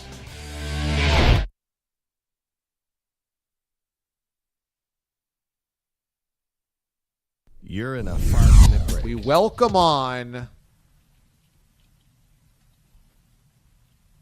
Katie to the screen. My name is Oswald Cobblepot, or you can call me the Penguin. Unbelievable. I am not a human being. I am an animal. What's going on? Have you guys missed me, my friends? Danny DeVito. This is one of the greatest costumes I've ever seen in general. This is the Penguin. This is Danny DeVito as the Penguin from Batman Returns. Is this not outrageous? She looks more like the Penguin than Danny DeVito did. There are penguins squealing in the background right now. We used a little bit of technology, Bob. Not a happy accident. It was on purpose. Look at that. Oswald Cobblepot. Look at that penguin nose. Look at this hat. Look at that. Every year I go as the most attractive costume. It's every woman's opportunity to really just go for it. And who better to bring it home than Oswald Cobblepot? You have to love Katie. Forget sexy cats. Forget going as Kim Kardashian. She went as the Penguin this year. Can't even get in the seat. I had to drive over like this, too. Had to pull the seat back a little bit, not gonna lie. The innkeeper was very confused. By the way, knowing where DA lives, imagining Katie having to walk basically through the hills and mountains I'm gonna have a seat. out of the darkness. It's raining today, too, appropriate. The town authorities have been alerted. There's no doubt they're going to be knocking on my door coming Best up thing here. Warwick's ever seen. This is such an amazing costume. How long did it take you to put together this costume? Okay, may I hand it to Alicia Oliveri, celebrity hair and makeup artist, my bestie, who I've had the opportunity to work with for, we've lost count, maybe 5-6 years, as I drool black goo from disgustingly from my mouth. I have to tell you, she did such an incredible job. I actually have prosthetics. If you're not watching, watchda.com. If you can pop in just for a few minutes just to see her incredible work. Prosthetics on the nose, special effects makeup. She nailed it. She nailed it. And also, I have a full custom suit done. From the top hat to the vest to I'm in a large costume. I'll keep it there. This is and, of course, incredible. umbrella, monocle, every last detail. But the special effects makeup, when she was doing her research, this is what I love about her. Lots of things I love about her. But she does her research like I do my tech research. And the Penguin in Batman Returns, it took about 3.5-4 hours to do his makeup. And so she watched how they did it and created it. And you can tell it's an amazing, amazing job with all the special effects technology that she used on my face. I am speechless. I saw Katie about 10 minutes ago in my hallway, and I'm like, oh my God, I'm on the set of Batman Returns. The nose, the prosthetic, the makeup, I mean, what Alicia did is transform you completely. Amazing. Just amazing. And you're in a fat costume, which is hysterical because if you follow Katie on social media, she just posted a picture of her abs. I mean, it was like 48 hours ago was her six-pack from doing 17,000 chin-ups the other day. It's true.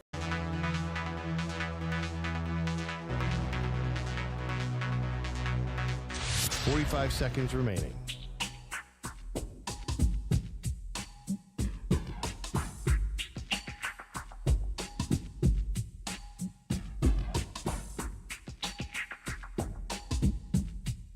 $30 seconds remaining.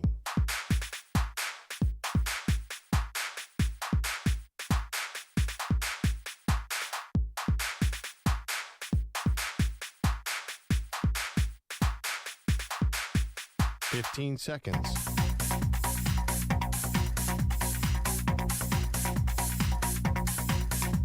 Break ends in 5 seconds.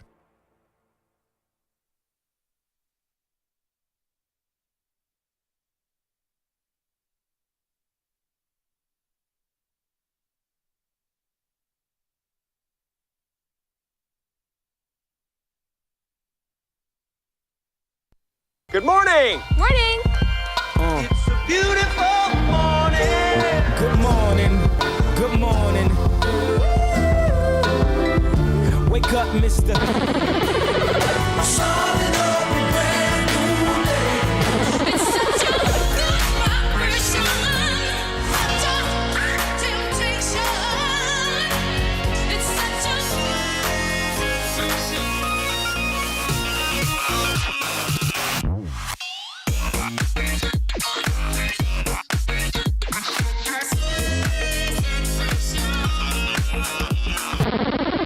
CBS Sports Radio.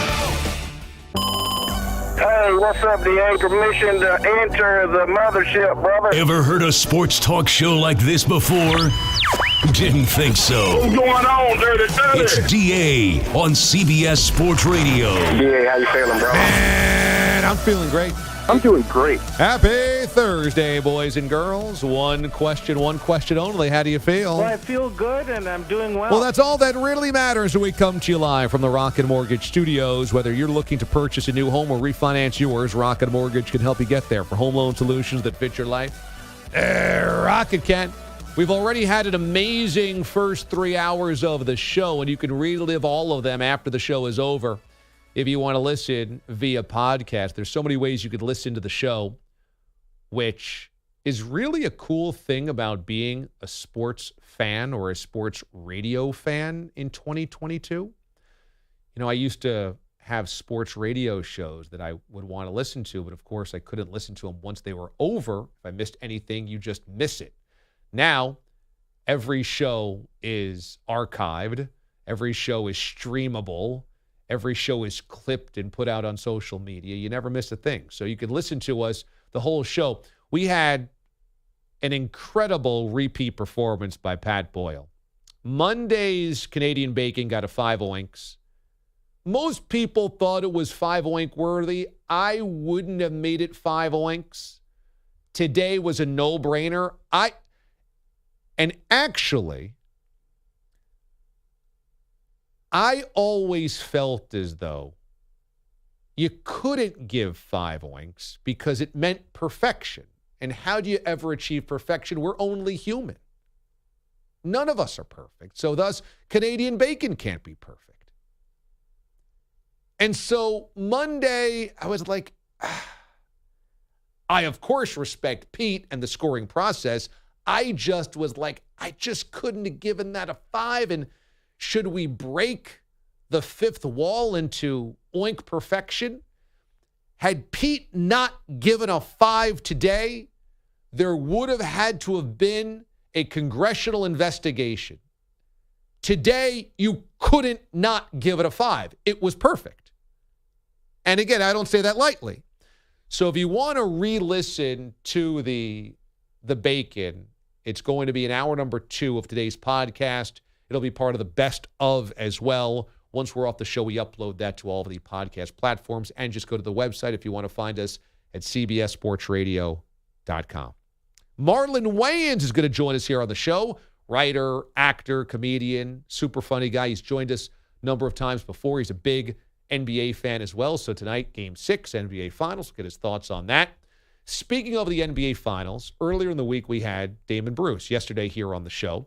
Now, Damon hosts on 95.7 The Game in San Francisco. And if you were watching ESPN's coverage of game number 5, Brian Windhorst, longtime NBA reporter, I like him very much, actually, he was saying after the game that win wasn't just about basketball on the floor, X's and O's, but also wallet, luxury tax, salaries, because the Golden State Warriors, being owned by who they're owned by, tech billionaire Joe Lacob, moving into the Chase Center in downtown San Francisco, which is printing money, being in Silicon Valley, the Bay Area, obviously a lot of cash around there, that the Warriors have a competitive advantage spending-wise, that they can spend for Steph and they can spend for Clay and they can extend Draymond Green. and they can spend for Kevon Looney, and they can build depth, and they can build the roster, and now they have Andrew Wiggins, and they'll have to pay Jordan Poole, but because they're willing to pay the luxury tax, which is basically dollar for dollar, they can go over the $175 million salary cap and pay whatever they want as long as they just pay the luxury tax on it, which they're willing to do, which is like $330 million or something like that. Now, this is significantly more than anybody else in the NBA pays. The second highest payroll, based on luxury tax additions, the Los Angeles Clippers, owned by Steve Ballmer, another tech billionaire. So the Warriors do have this advantage of being able to pay to keep everybody together. I asked Damon Bruce about this yesterday on the show. Here was what Bruce had to say. A competitive advantage is an owner that wants to win. And it's amazing how we criticize owners that want to win and put their money where their mouth is more than we criticize owners, like if I can just use another Bay Area example, John Fisher of the Oakland A's, who is the polar opposite of wanting to win or doing the best that he can for his franchise. The Golden State Warriors have done everything by the book and by the rules, and the reason why they spend so much money on this team is because they're the kind of team that drafts Hall of Famers in the second round, Damon. I mean, this is a homegrown team. The reason why they have so many max contracts is because their own drafted and developed players have earned max contracts.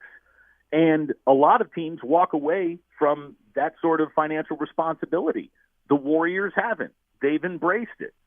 And, you know, the criticism that they have assembled with a checkbook some super team is completely revisionist history. Again, they drafted a super team and they've paid to keep it around, which I think is what we want in sports. You know, one of the biggest problems I think with basketball is its lack of season-to-season chemistry. You know, having a little cohesion, learning how to play together doesn't just happen after one free agent period. It happens over the course of years, and that's why the Warriors have such a system.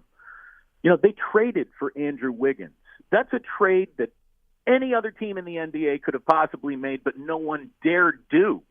You know, they went out of their way to make decisions that worked out well for them enough where they decided, hey, let's continue to pay for that. So that was Damon Bruce from 95.7 The Game in San Francisco. And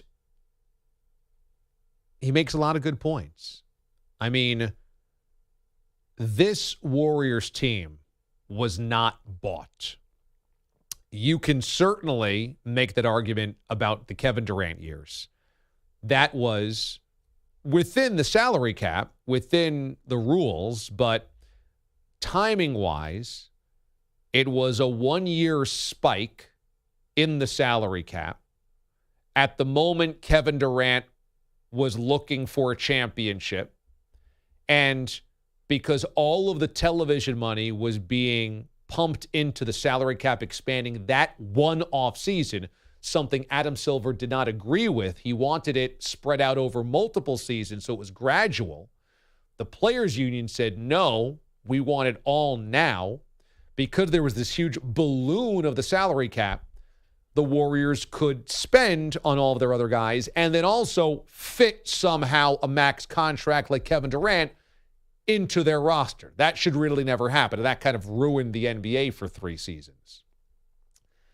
Today, though, as Bruce mentions, they paid to keep Steph Curry and they paid to keep Klay Thompson. They paid to keep Draymond Green. They paid to bring back Kevon Looney, and they built a roster with those guys as the centerpieces. Now, not every team will do that. And so if you want to make the argument, well, hey, the Hornets could draft all of those guys, but they can't all keep them together. That's an interesting conversation. But in terms of a front office that drafted those guys and wanted to keep them there, it's hard to argue with spending the money to keep them there. And then you add in the Andrew Wiggins and Jordan Poole situations, and those are just really savvy moves. Jordan Poole is drafted midway through the first round, towards the end of the first round, 16, 18, 20, something like that. And then the Andrew Wiggins deal is just a brilliant deal. I mean, again, anybody could have made that deal. Andrew Wiggins wasn't exactly this incredible centerpiece of a franchise, and they saw something in Wiggins, brought him in, got picks along with him, traded away D'Angelo Russell. I'm sure the Timberwolves thought they got the better end of that deal, and you could make your own decision on that, but it's hard to argue. So there certainly is an advantage to being the Warriors because you have the money to keep your guys around and other teams might not. But you cannot say they bought this team because they drafted all of these guys or made savvy acquisitions to bring in these guys. It's not the Kevin Durant situation. Tonight, as I mentioned earlier in the show, is really about the fourth quarter of the Boston Celtics. I do not expect this to be a rout when we enter the fourth quarter one way or the other. I don't think this is going to be a no-brainer win for the Celtics, and I certainly don't think that the Warriors go in there and win by 20, start to finish tonight. I think this is, like the rest of this series, a nip-and-tuck first half, a potential swing third quarter, and then this is about whether the Celtics have the stones to perform in the fourth quarter. At some point, Jason Tatum's going to have to do something of note in the fourth quarter. Hasn't done it yet. At some point, he's going to have to be the guy. Tonight would be the night to do it. Tonight would be the night where in the fourth quarter, Tatum says, this is my game, this is my city, this is my house, we're going back to San Francisco. I would hope it's tonight. Frankly, the way that the NBA goes, it's hard not to think that there's some officiating that helps out the Celtics and that it guarantees a Game 7 for television purposes over the weekend. It just stands to reason that's the way the NBA usually goes. Also, if there's going to be a hero for the Warriors, Game 6 Clay is his nickname, but I just don't believe that there's a huge Klay Thompson game in him. Maybe there is down the road. Maybe there is at some point after he fully recovers from his injuries. But because of all of the time that he lost, it just doesn't look like he's in full Klay Thompson mode. It just never looks clean and silky smooth and easy. You know, when Klay was at his very best in 2016, 2017, Klay Thompson would just catch and shoot, and you're like, well, that's going in. I know it's going in. And it was just too easy. There were times it looked too easy. It was pop a shot. It doesn't look like that anymore. Nothing looks like that for Klay. Him coming off of screens, him catching and releasing, the shot itself, it just doesn't look like that. Everything is much more laborious for him. So I don't expect tonight to somehow be a 36-point Klay Thompson game, which means I think this is kind of a grindy Celtics win. Probably it's the Tatum game where Tatum comes up with at least 2 or 3 big baskets in the fourth quarter, and that we're sent back to San Francisco for the weekend's Game 7. We'll see. That's what I predict tonight. Hit me up on Twitter on a Thirsty Thursday. DA on CBS. Again, that's at DA on CBS. When we come back, we'll talk about tonight's game number 6 with Dan Shaughnessy of the Boston Globe. Also, Marlon Wayans is going to join us. DA, CBS Sports Radio. You're in a 5-minute break. Called others pigs, so who am I to say you can't call me a pig? Okay. So I don't want this to be a place where listeners feel like I'm judging weight here. So pig is fine, wild boar is not. Okay. No F word. That's an important delineation. Thank you. No WB words, please, everyone. Feral hog? Sure. Okay. But no wild boar. Okay. Swine? Swine, again, is fine. Obese? I think if you It's just a technical term. Yeah, I mean, if you called obese America, I think that's understood that we would classify under that. Okay, so I can say obese America. I cannot say the F word America. Right. Okay. Not, if you said fat America again, I could say that. As a member of the tribe. I don't know you can what is say so exactly. What is so hard about just saying husky people? that. Okay, so do you think, Mraz, and I will defer to you since you are the resident pig? Swine? Slob? Not wild boar. No, not. Wait. Which one is good again? Pig is good. Okay. Bogus. This is exactly what we're talking about. This is fat Okay, shaming. so as the resident pig here, that does not feel respectable. That seems like it should be it should be banned. Take that one back to the panel and see if you guys want to reassess. Okay. Resident pig. meaty person. As the resident meaty. Chubby person. As the resident man with curves. What about bag of leaves? We've used that yesterday. As the resident pudding pop. Okay, perfect. As the resident bag of pudding, do you feel... Oh, that's even worse. You know what? Now that I think about it, I think that's out too. What about an actual bag of pudding? I mean,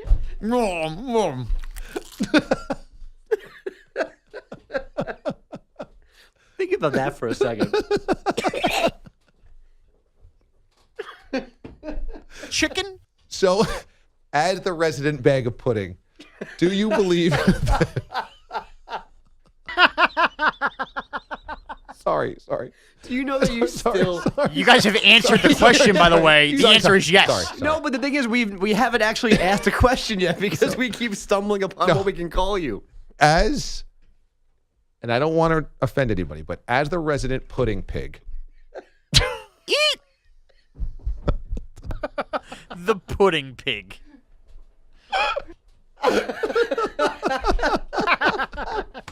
I really think that fat would be the simplest thing here, Sean. You walked yourself into a corner. The least offensive thing we could call you. Fat. The pudding pig sounds like a movie at 3 a.m. on Cinemax. I mean, in no situation should bag of pudding be more acceptable than fat. Fat shame, Moran. And I said pudding pop. You took it as bag of pudding. Or pig. You gave me the green light on pig. Swine, hog, but not wild boar. I would never call you a wild boar. Do you think that we fat shame? I think the last 3 minutes is evident that you do. I do think there's an element. Here's the thing. I do firmly believe if me and my problems intestinally and eating-wise were not a part of the DA show, and let's say I was producing the Zach Gelb show, or I was producing after I was on Amy Lawrence, I think you would always look at me side-eye, not giving me a chance to know me like you know me now. I think that you grew up in little Warwick, New York, where an apple a day from the patch kept the doctor away. You weren't allowed to have Pop-Tarts or fruit roll-ups, and because of that, you grew up this healthy lifestyle, going on your hikes, you fancy, we get it, all this health stuff. So you're now health shaming him. No. His family made all the right choices, and somehow it was wrong. But now because all of that... those fancy hikes, No, but... which means just walking. You didn't have any Twinkies, DA. But now you're frowning on me because I went through a good 3-year stretch where my dad was convinced he was going to get Park Place and Broadway from McDonald's Monopoly, and we played it 3 times a week. And that's how I ended up this way. And because of that, you look at me and you will always think less of me because I'm fat. There's no doubt about it. There's no doubt about it. And then when it comes to the show, I do back myself in the corners, admittedly. All right, some of this has to be put on my shoulders. But you take glory in knowing at how many failed diet attempts I've had. And to me, instead... 15 seconds.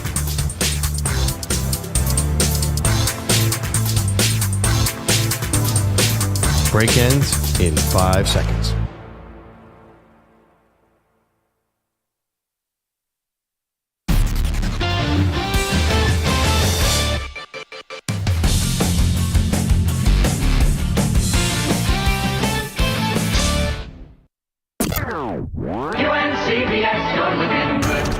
It's the DA Show on CBS Sports Radio. We appreciate you being with us on this Thirsty Thursday. Hit me up on Twitter at DA on CBS and follow me on Instagram for the best of moments in video form on IG. That's at Damon Amendo on Instagram for the funniest best moments daily from the DA Show at Damon Amendo. Our friend from the Boston Globe, longtime columnist. He has covered the Celtics for many years. Dan Shaughnessy ahead of Game 6 tonight. Dan, good morning. Morning, D.A. Good to have you here on the show. How do you put your finger on the fourth quarter woes of the Celtics offense? No, it's very real. I mean, it's legit. And, you know, this is the team that we didn't like last year and we didn't like in November, December. And they righted themselves in January and played great ball. But looking back, a lot of those games were just blowouts. They were just overwhelming people on sheer talent and depth and youth. And we've seen a pattern where close games is another story. And I attribute more and more of that to not having a true point guard. There's no Tiny Archibald. There's no John Stockton, whatever you want to call it. No old Bob Cousy. And they've got 6'8" people who are far from the floor, and they're not magic, and they're trying to handle the ball. So Brown and Tatum become these point forwards, and they're turning the ball over a lot in the fourth. And they get worn down by the transition defenses and the minutes they're playing and the pressure and not having been there before.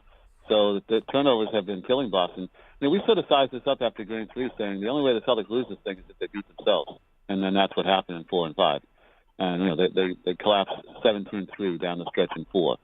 They come out flat and go down 24-8 in 5, and they're chasing the whole game. And then, but still have a 4-point lead late, and then collapse again. I think Tatum's 4 for 18 in the fourth quarter of these games. He's not taking shots. He's not making shots. And we don't know whether the pressure's getting to him, fatigue, his shoulders bothering him, the moment's too big for him, whatever. You know, he's only 24, but he was all NBA this year, top 5, and he's not playing like that guy. He hasn't had the LeBron game, the Jimmy Butler game, the Steph Curry game that you need. I mean, Magic Johnson was 20 when, you know, played center for Kareem and won the championships with, 41 points and 15 leads and 7 assists and all that stuff. So it can be done, and this is the moment for him. Dan Shaughnessy, a longtime columnist for the Boston Globe, joining us this morning here on the show, breaking down tonight's game number 6 of the NBA Finals. It's a 3-2 series lead for the Warriors, and Dan just mentioned 17-3 down the stretch in the fourth quarter of game number 4. And if the Celtics do end up losing this series, that will be the turning point of the series because they were up 2-1. They had game 4 at home in Boston. They could have went up 3-1 of the series and had 3 shots to close out, including a game 6 back in Boston. And instead, they got outscored in the fourth quarter 17-3. And that was the Steph 43-point game. And that comes down to poor shot selection. It comes down to turnovers, and it comes down to missed shots. And they just melted. And they were at home, and they just melted. And that potentially is the turning point of this series, being outscored 17-3 in the fourth quarter at home of a tight game in game number 4 when the Warriors were down to nothing but Steph Curry. That was it. Dan Shaughnessy is back with us here on the show. Now, Dan, in terms of the officiating tonight, have you been able to get a sense over the course of this series how you think it'll be officiated tonight in Game 6? Yeah, I really steer clear of this topic. I understand, and if Scott Foster's there, the extender, and, the Celtics, they got 13-0 in Scott Foster games, blah, blah, blah. I really steer clear of it. I just, Celtics complain about officials a lot. It's unattractive. They flop a lot. They don't get that many calls. They were complaining a lot in the last game, and they took 16 more free throws than the Warriors. There was a play at the end where Klay Thompson did push off on Smart with his left hand, and Smart sold it so dramatically, I didn't give it to him. And Thompson got the bucket. So I think that hurts him. And I just think I hear an awful lot of, well, the Celtics will win tonight because it's their turn. The NBA wants it to go 7, blah, blah, blah. If you feel that way, don't watch. And don't call the DA show. Don't read the Boston Globe. If that's how you feel, then why would you participate in this kind of a fraud hoax kind of thing? So I'm not about it. And I love the series.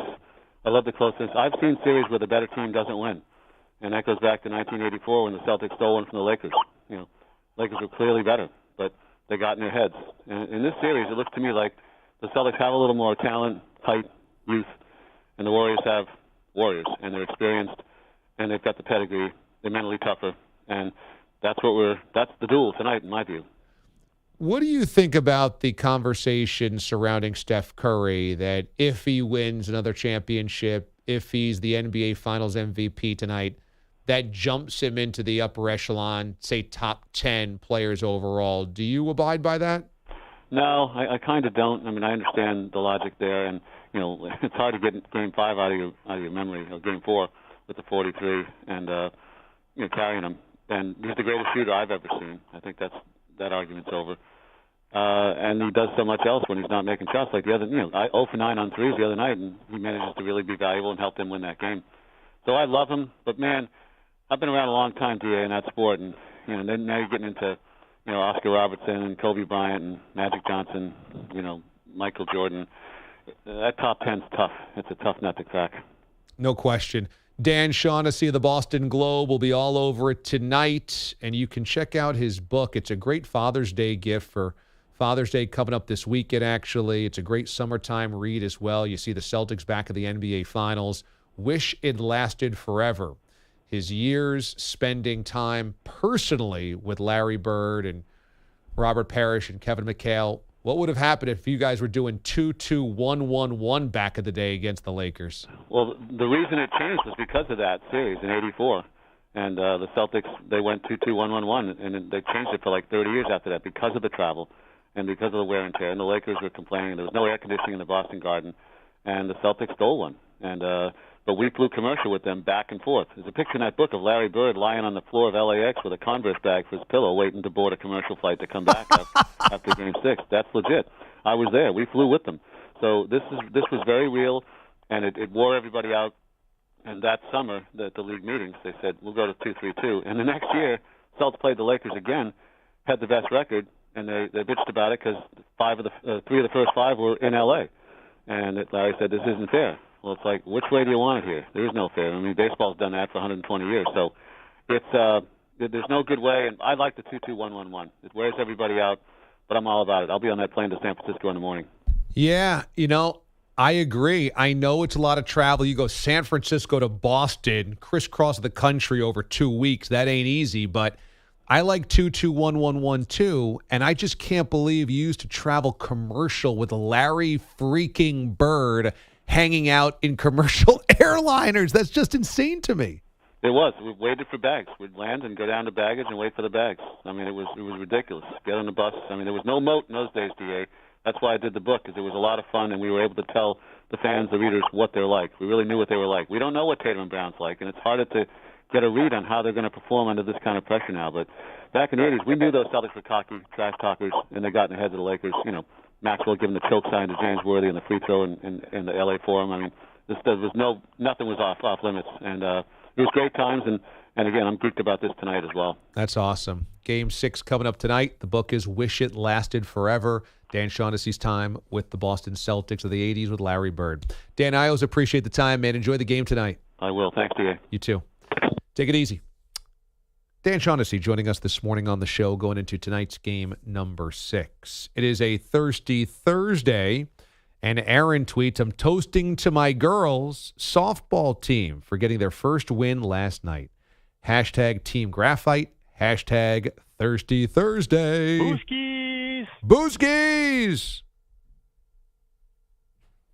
Hit us up. DA on CBS. Eric tweets, happy anniversary to the pork pairing. May your celebration be smoky and moist. Booskies to Moist Pork and his wife celebrating their anniversary. Booskies. Booskies. Manny in PA, a very happy Thirsty Thursday to my guardian angel. We had a full gas tank pop up on us at work yesterday. No explosion, and I was able to get the fire extinguisher to put it out and avoid all property damage, and showed the picture of it, and it is a little dicey with a car next to an open flame. So thank goodness Manny in PA is okay. Booskies! Booskies! Standing by with the headlines is Peter Schwartz. What's up, Pete? All right, DA, we'll begin with Game 1 of the Stanley Cup Final. Avalanche had a 3-1 lead over the Lightning in period 2. That was before Andre Palat and Mikhail Sergachev scored 48 seconds apart. The game was tied at 3, then a scoreless third period, and then overtime. Another bouncing puck, gobbled up by J.T. Compher. Down the middle, Compher holds, shoots, it's blocked. Nichushkin with it, Burakovsky, he scores! Andre with a giant goal! And you don't have to go home, but you can't stay here because this party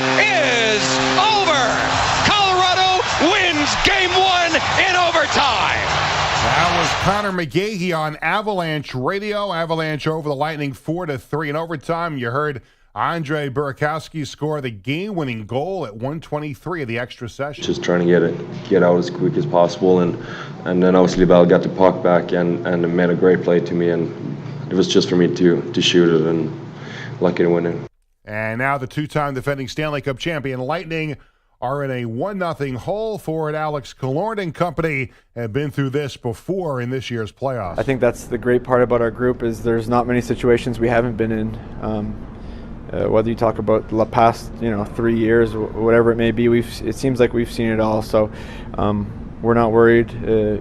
We're confident going forward, but there's definitely a lot more work to be done now. And now a couple of days off for the Lightning and the Avalanche. Game 2 Saturday night in Denver, 8 o'clock Eastern Time. NBA Finals resume tonight. Game 6 in Boston. The Warriors lead the Celtics 3-2. Draymond Green says the Warriors cannot take anything for granted. You think it's just normal and natural that you end up in this position, and then after the last 2 years, you just realize it's not guaranteed, and anything can happen in the blink of an eye that changes everything. And so you just understand that you don't have these opportunities often. And the Celtics' Marcus Smart grateful for this chance to extend the series. It's a blessed day, man. We get to wake up and, have another opportunity to come out here and do what we love to do.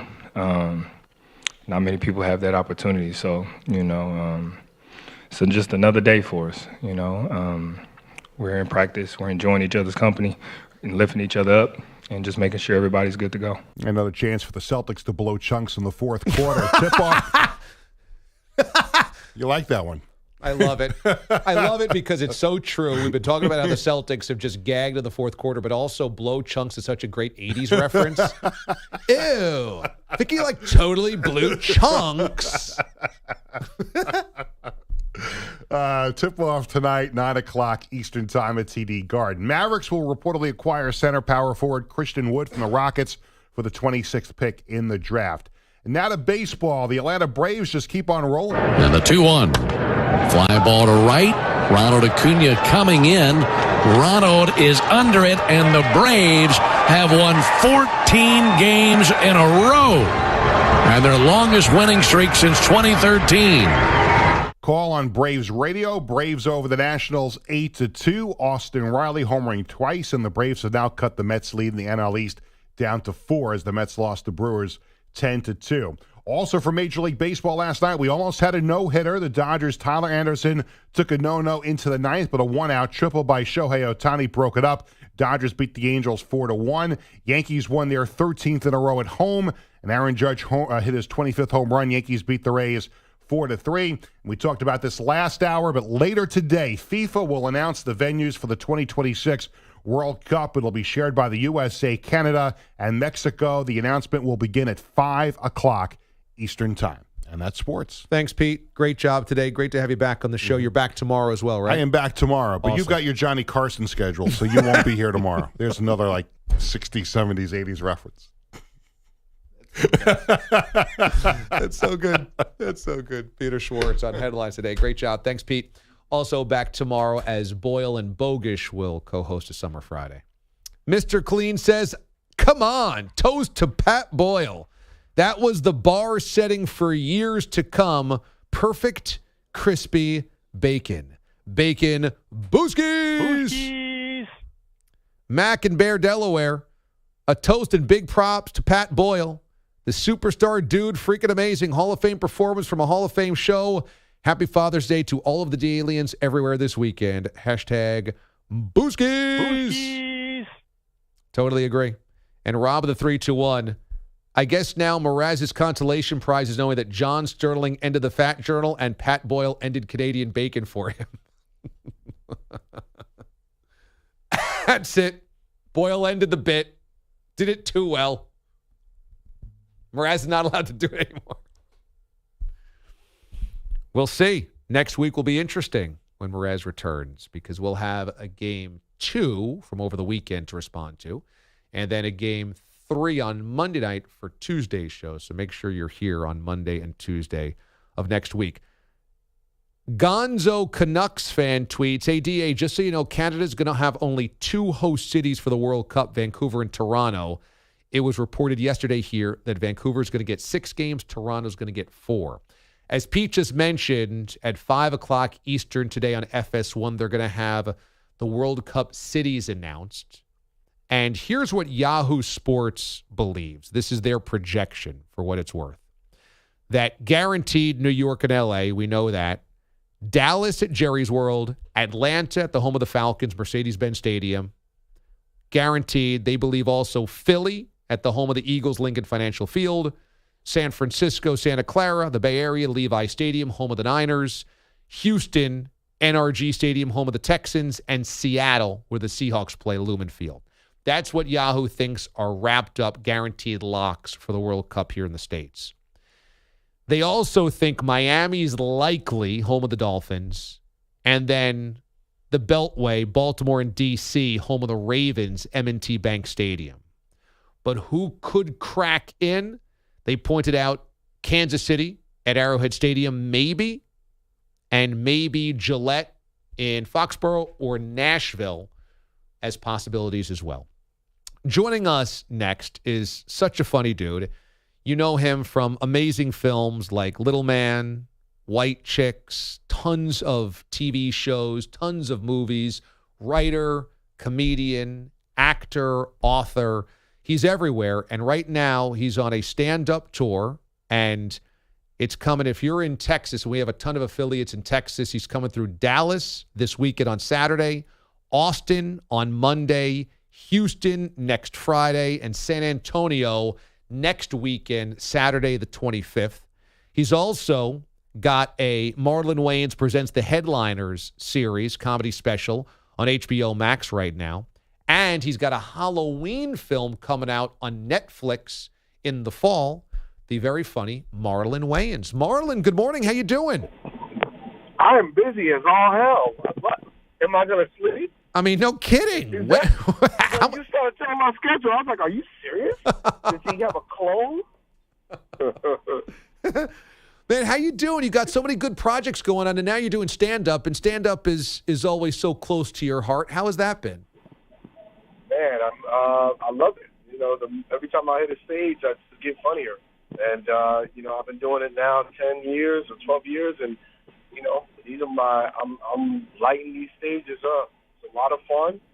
It's good because it's about me. It's not about the audience. Ain't got to worry. I'm not coming to roast you. I ain't coming to talk about hot button topics. I'm talking about the world. I'm talking about me, how it affects me. So joke's on me. Joke's on you.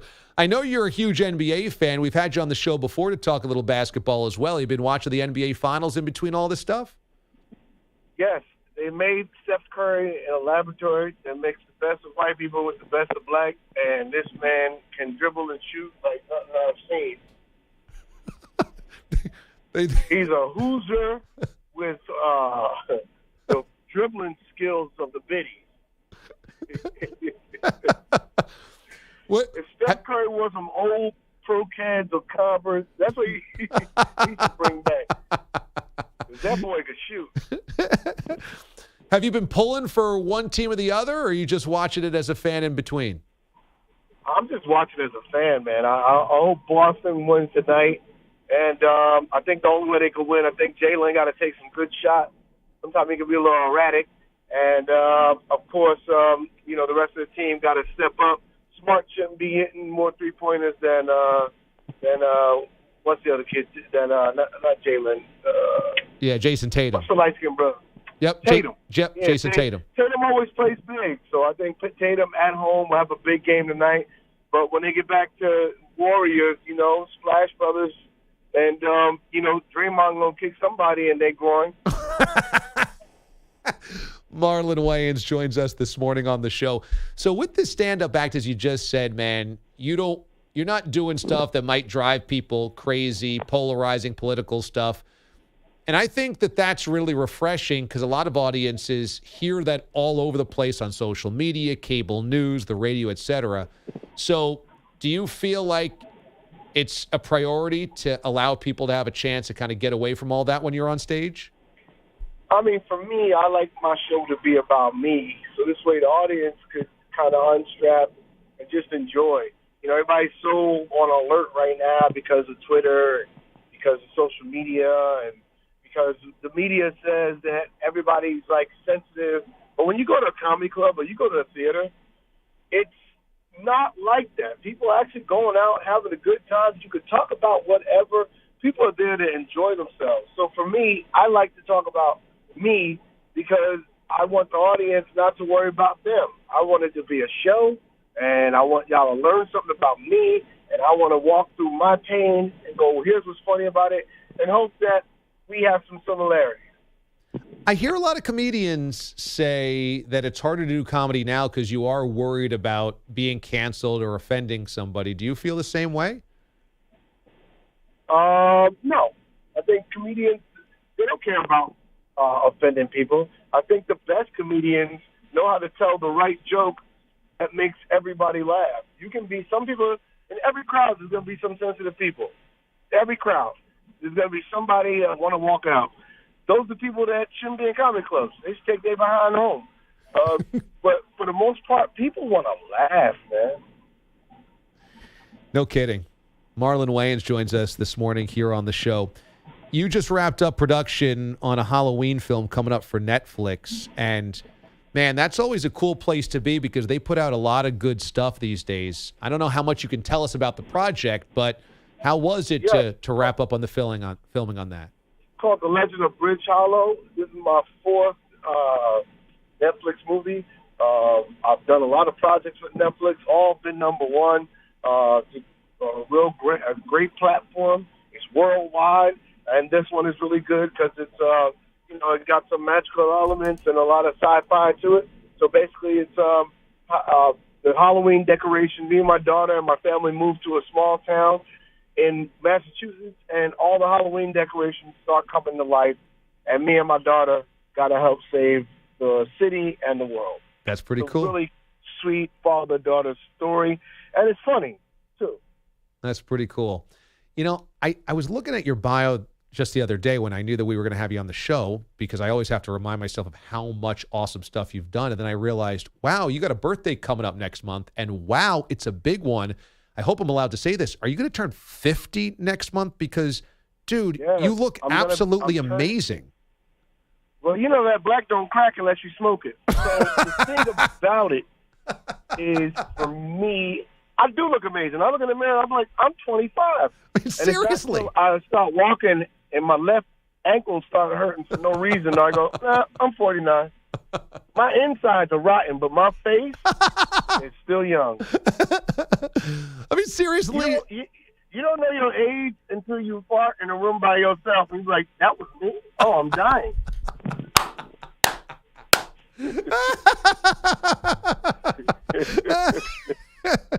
Marlon Wayans joining us this morning on the show. If you're in Texas, he's got a show coming up on Saturday in Dallas at the Majestic Theater. On Monday in Austin. He's got next Friday in Houston at the Bayou Music Center. And then Saturday the 25th at the Aztec Theater in San Antonio. So catch him in Texas. In Austin, I'm gonna be at the club called Parish Performance, so come on down. Perfect. That's the 20th through the 22nd in Austin. That's awesome. Dallas, Austin, Houston. The 24th, and San Antonio's the 25th. Come on out. All going to be good shows and great laughs. That's perfect. And the new comedy special on HBO Max called Marlon Wayans Presents the Headliners also is out there as well. Marlon, it's always great to catch up, man. Enjoy tonight's Game 6, and I'm sure we'll catch up again, brother. Thanks so much. Hey, man, great times. Take it easy, my bro. You got it. Marlon Wayans joining us this morning on the show. You don't know how old you are until you fart in a room by yourself. And you say, damn, that was me. He says my insides are rotten. My face looks good, though. Oh, he's hysterical. When we come back on the show, Advanced Analytics, send your epic fail. DA, CBS Sports Radio. You're in a 5-minute break.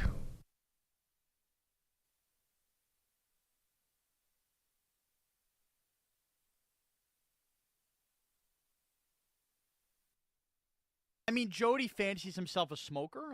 He fancies himself a smoker? I've been around. I know he'll run out in a break and make sure, he rips through a little cig. He enjoys his puff from time to time. So, yeah, I would assume at his age he didn't just pick up smoking. This has probably been something around before I knew him. Right. So that's what he's not sick, like he doesn't have the flu or something. That's just regular smoker's cough? I would think, yeah. I mean, eventually some nicotine gets stuck in the old throat, and that's what happens. Can we hear that one more time? This was just a normal cough from Jody Mack the other day. The back, you think so?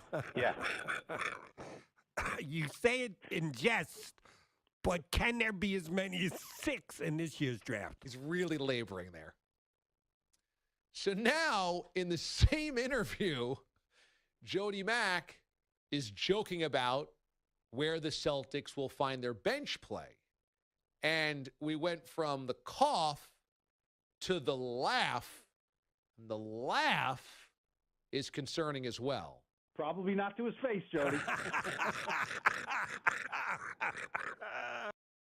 Huh.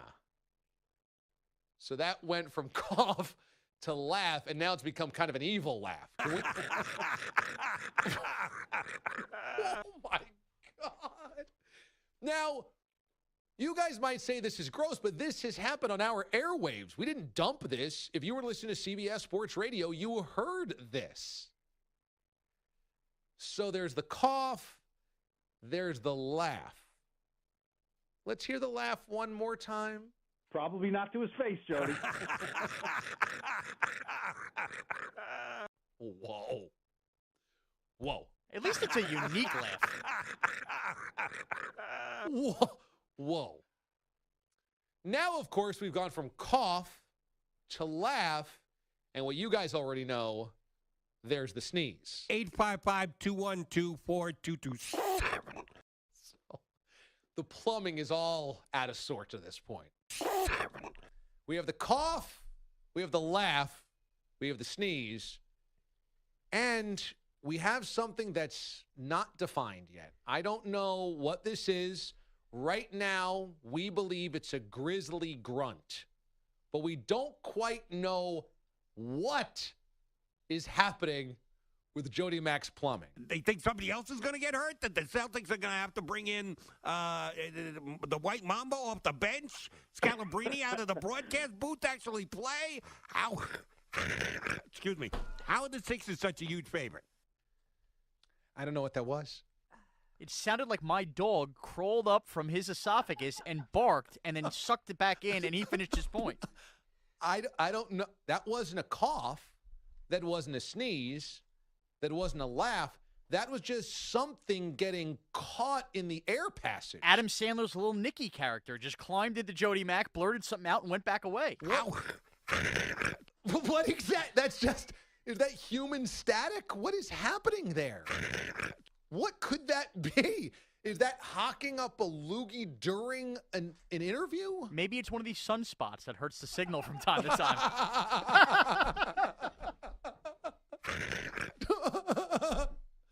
Bilotti, what is that? That's not a sneeze. It's not a laugh. It's not a cough. What is it? Time to call a doctor. That's what. Time to call a doctor. It's death. What is that? I don't want to know, and that's the worst news I've ever heard in my entire life. I'd rather eat crow quesadilla with the hottest salsa in the world than hear that again. You know, we're playing these audio bites. Bogish is in studio, and he's actively taking off his headphones every time we play one of the sound bites. He can't even stomach this. Yeah, the last two are really just horrible noises. In all seriousness, is it time to start worrying about Jody Mack's health? Because none of that sounds right. If he's not worried, should we be? Seconds remaining. None of that sounds okay. You can catch Jody Mack Saturdays 6 to 10 Eastern time, and Sundays 2 to 6 Eastern time. Hopefully.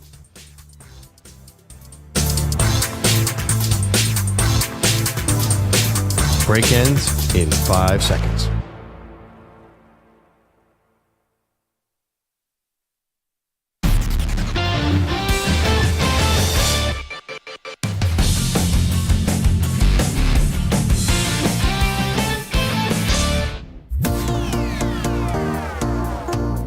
no one knows what analytics is. They think it's like a bunch of nerds doing math, which I don't know, maybe that's what it is.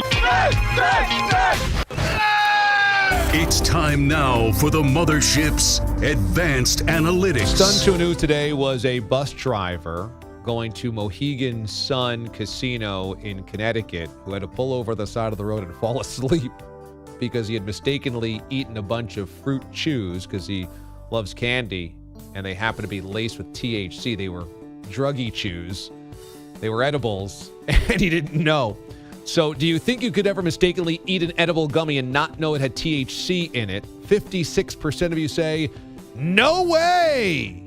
You would know as soon as you popped one, which I kind of feel like it doesn't taste like a fruit chew. It might look like one and package like one, but once you have it in your mouth, clip that, it does. You know the difference. Gummy bears, though, advanced analytics teaches us, were created in 1922. Gummy bears can actually be good for your teeth, really. Bob Marley was buried with his guitar and a cannabis bud, and Pat Boyle once mistakenly took an edible and thought he was paralyzed. Yeah, unfortunately that happened. Is that right? Yeah. Mistakenly took an edible? Yep. How does that happen on mistake? I was at college, and we were drinking, and my friend had them, and he just gave me one and didn't even say what it was. I just took it, thought it was like a gummy bear, and I just ate it. And he goes, whoa. I was like, what do you mean, whoa? He goes, you're going to feel that in about an hour. And ironically, you didn't feel anything. Well, yeah. Yeah, I didn't think I would be able to walk. Let's get to your epic fail of the morning, boys and girls. Canadian bacon topped off with a Zanaboni. Let's get lit. Even the DA show is not perfect. We know. Shocking. Here's the epic fail.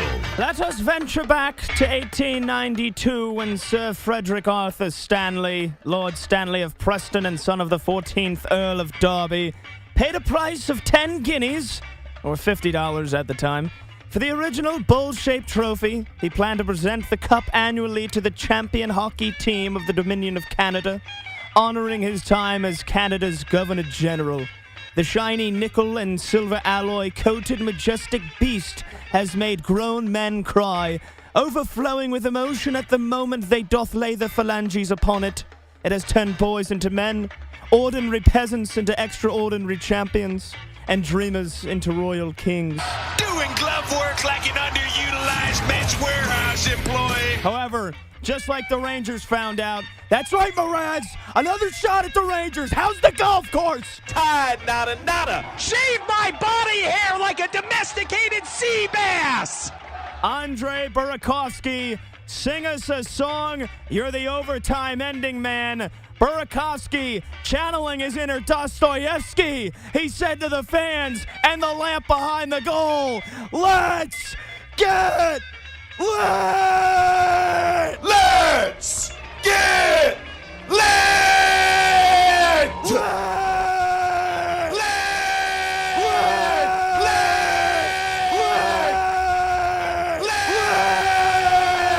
Nada, nada. Epic fail, you loser. That is why you fail. Epic fail. Awesome. Awesome. This was a really fun week's worth of shows. I know I've only done 4 of them. We've got a Summer Friday coming up. As Peter Schwartz had said, this is my Johnny Carson schedule. It's a good line. But Boyle's been amazing this week in for Mraz. And the Canadian Bacons both back-to-back and a belly-to-belly 5.0 oinkers was phenomenal. The guests have been great all week long. Marlon Wayne just leaves me with a total smile on my face. What a fun show this was. And Schwartz being back here has been awesome. He's back tomorrow as well. It'll be a Boyle, Bogish, Schwartz combo tomorrow, which sounds amazing. That's a total must listen. So thanks to everybody here that made the show happen today and the entire week, and all of the D-Aliens that were great all week long. We've got great phone calls and tweets. It was just an awesome, awesome week here on the show. Thanks to Pat Boyle, executive producer. Thanks to Pete the Body Bilotti, also our audio director.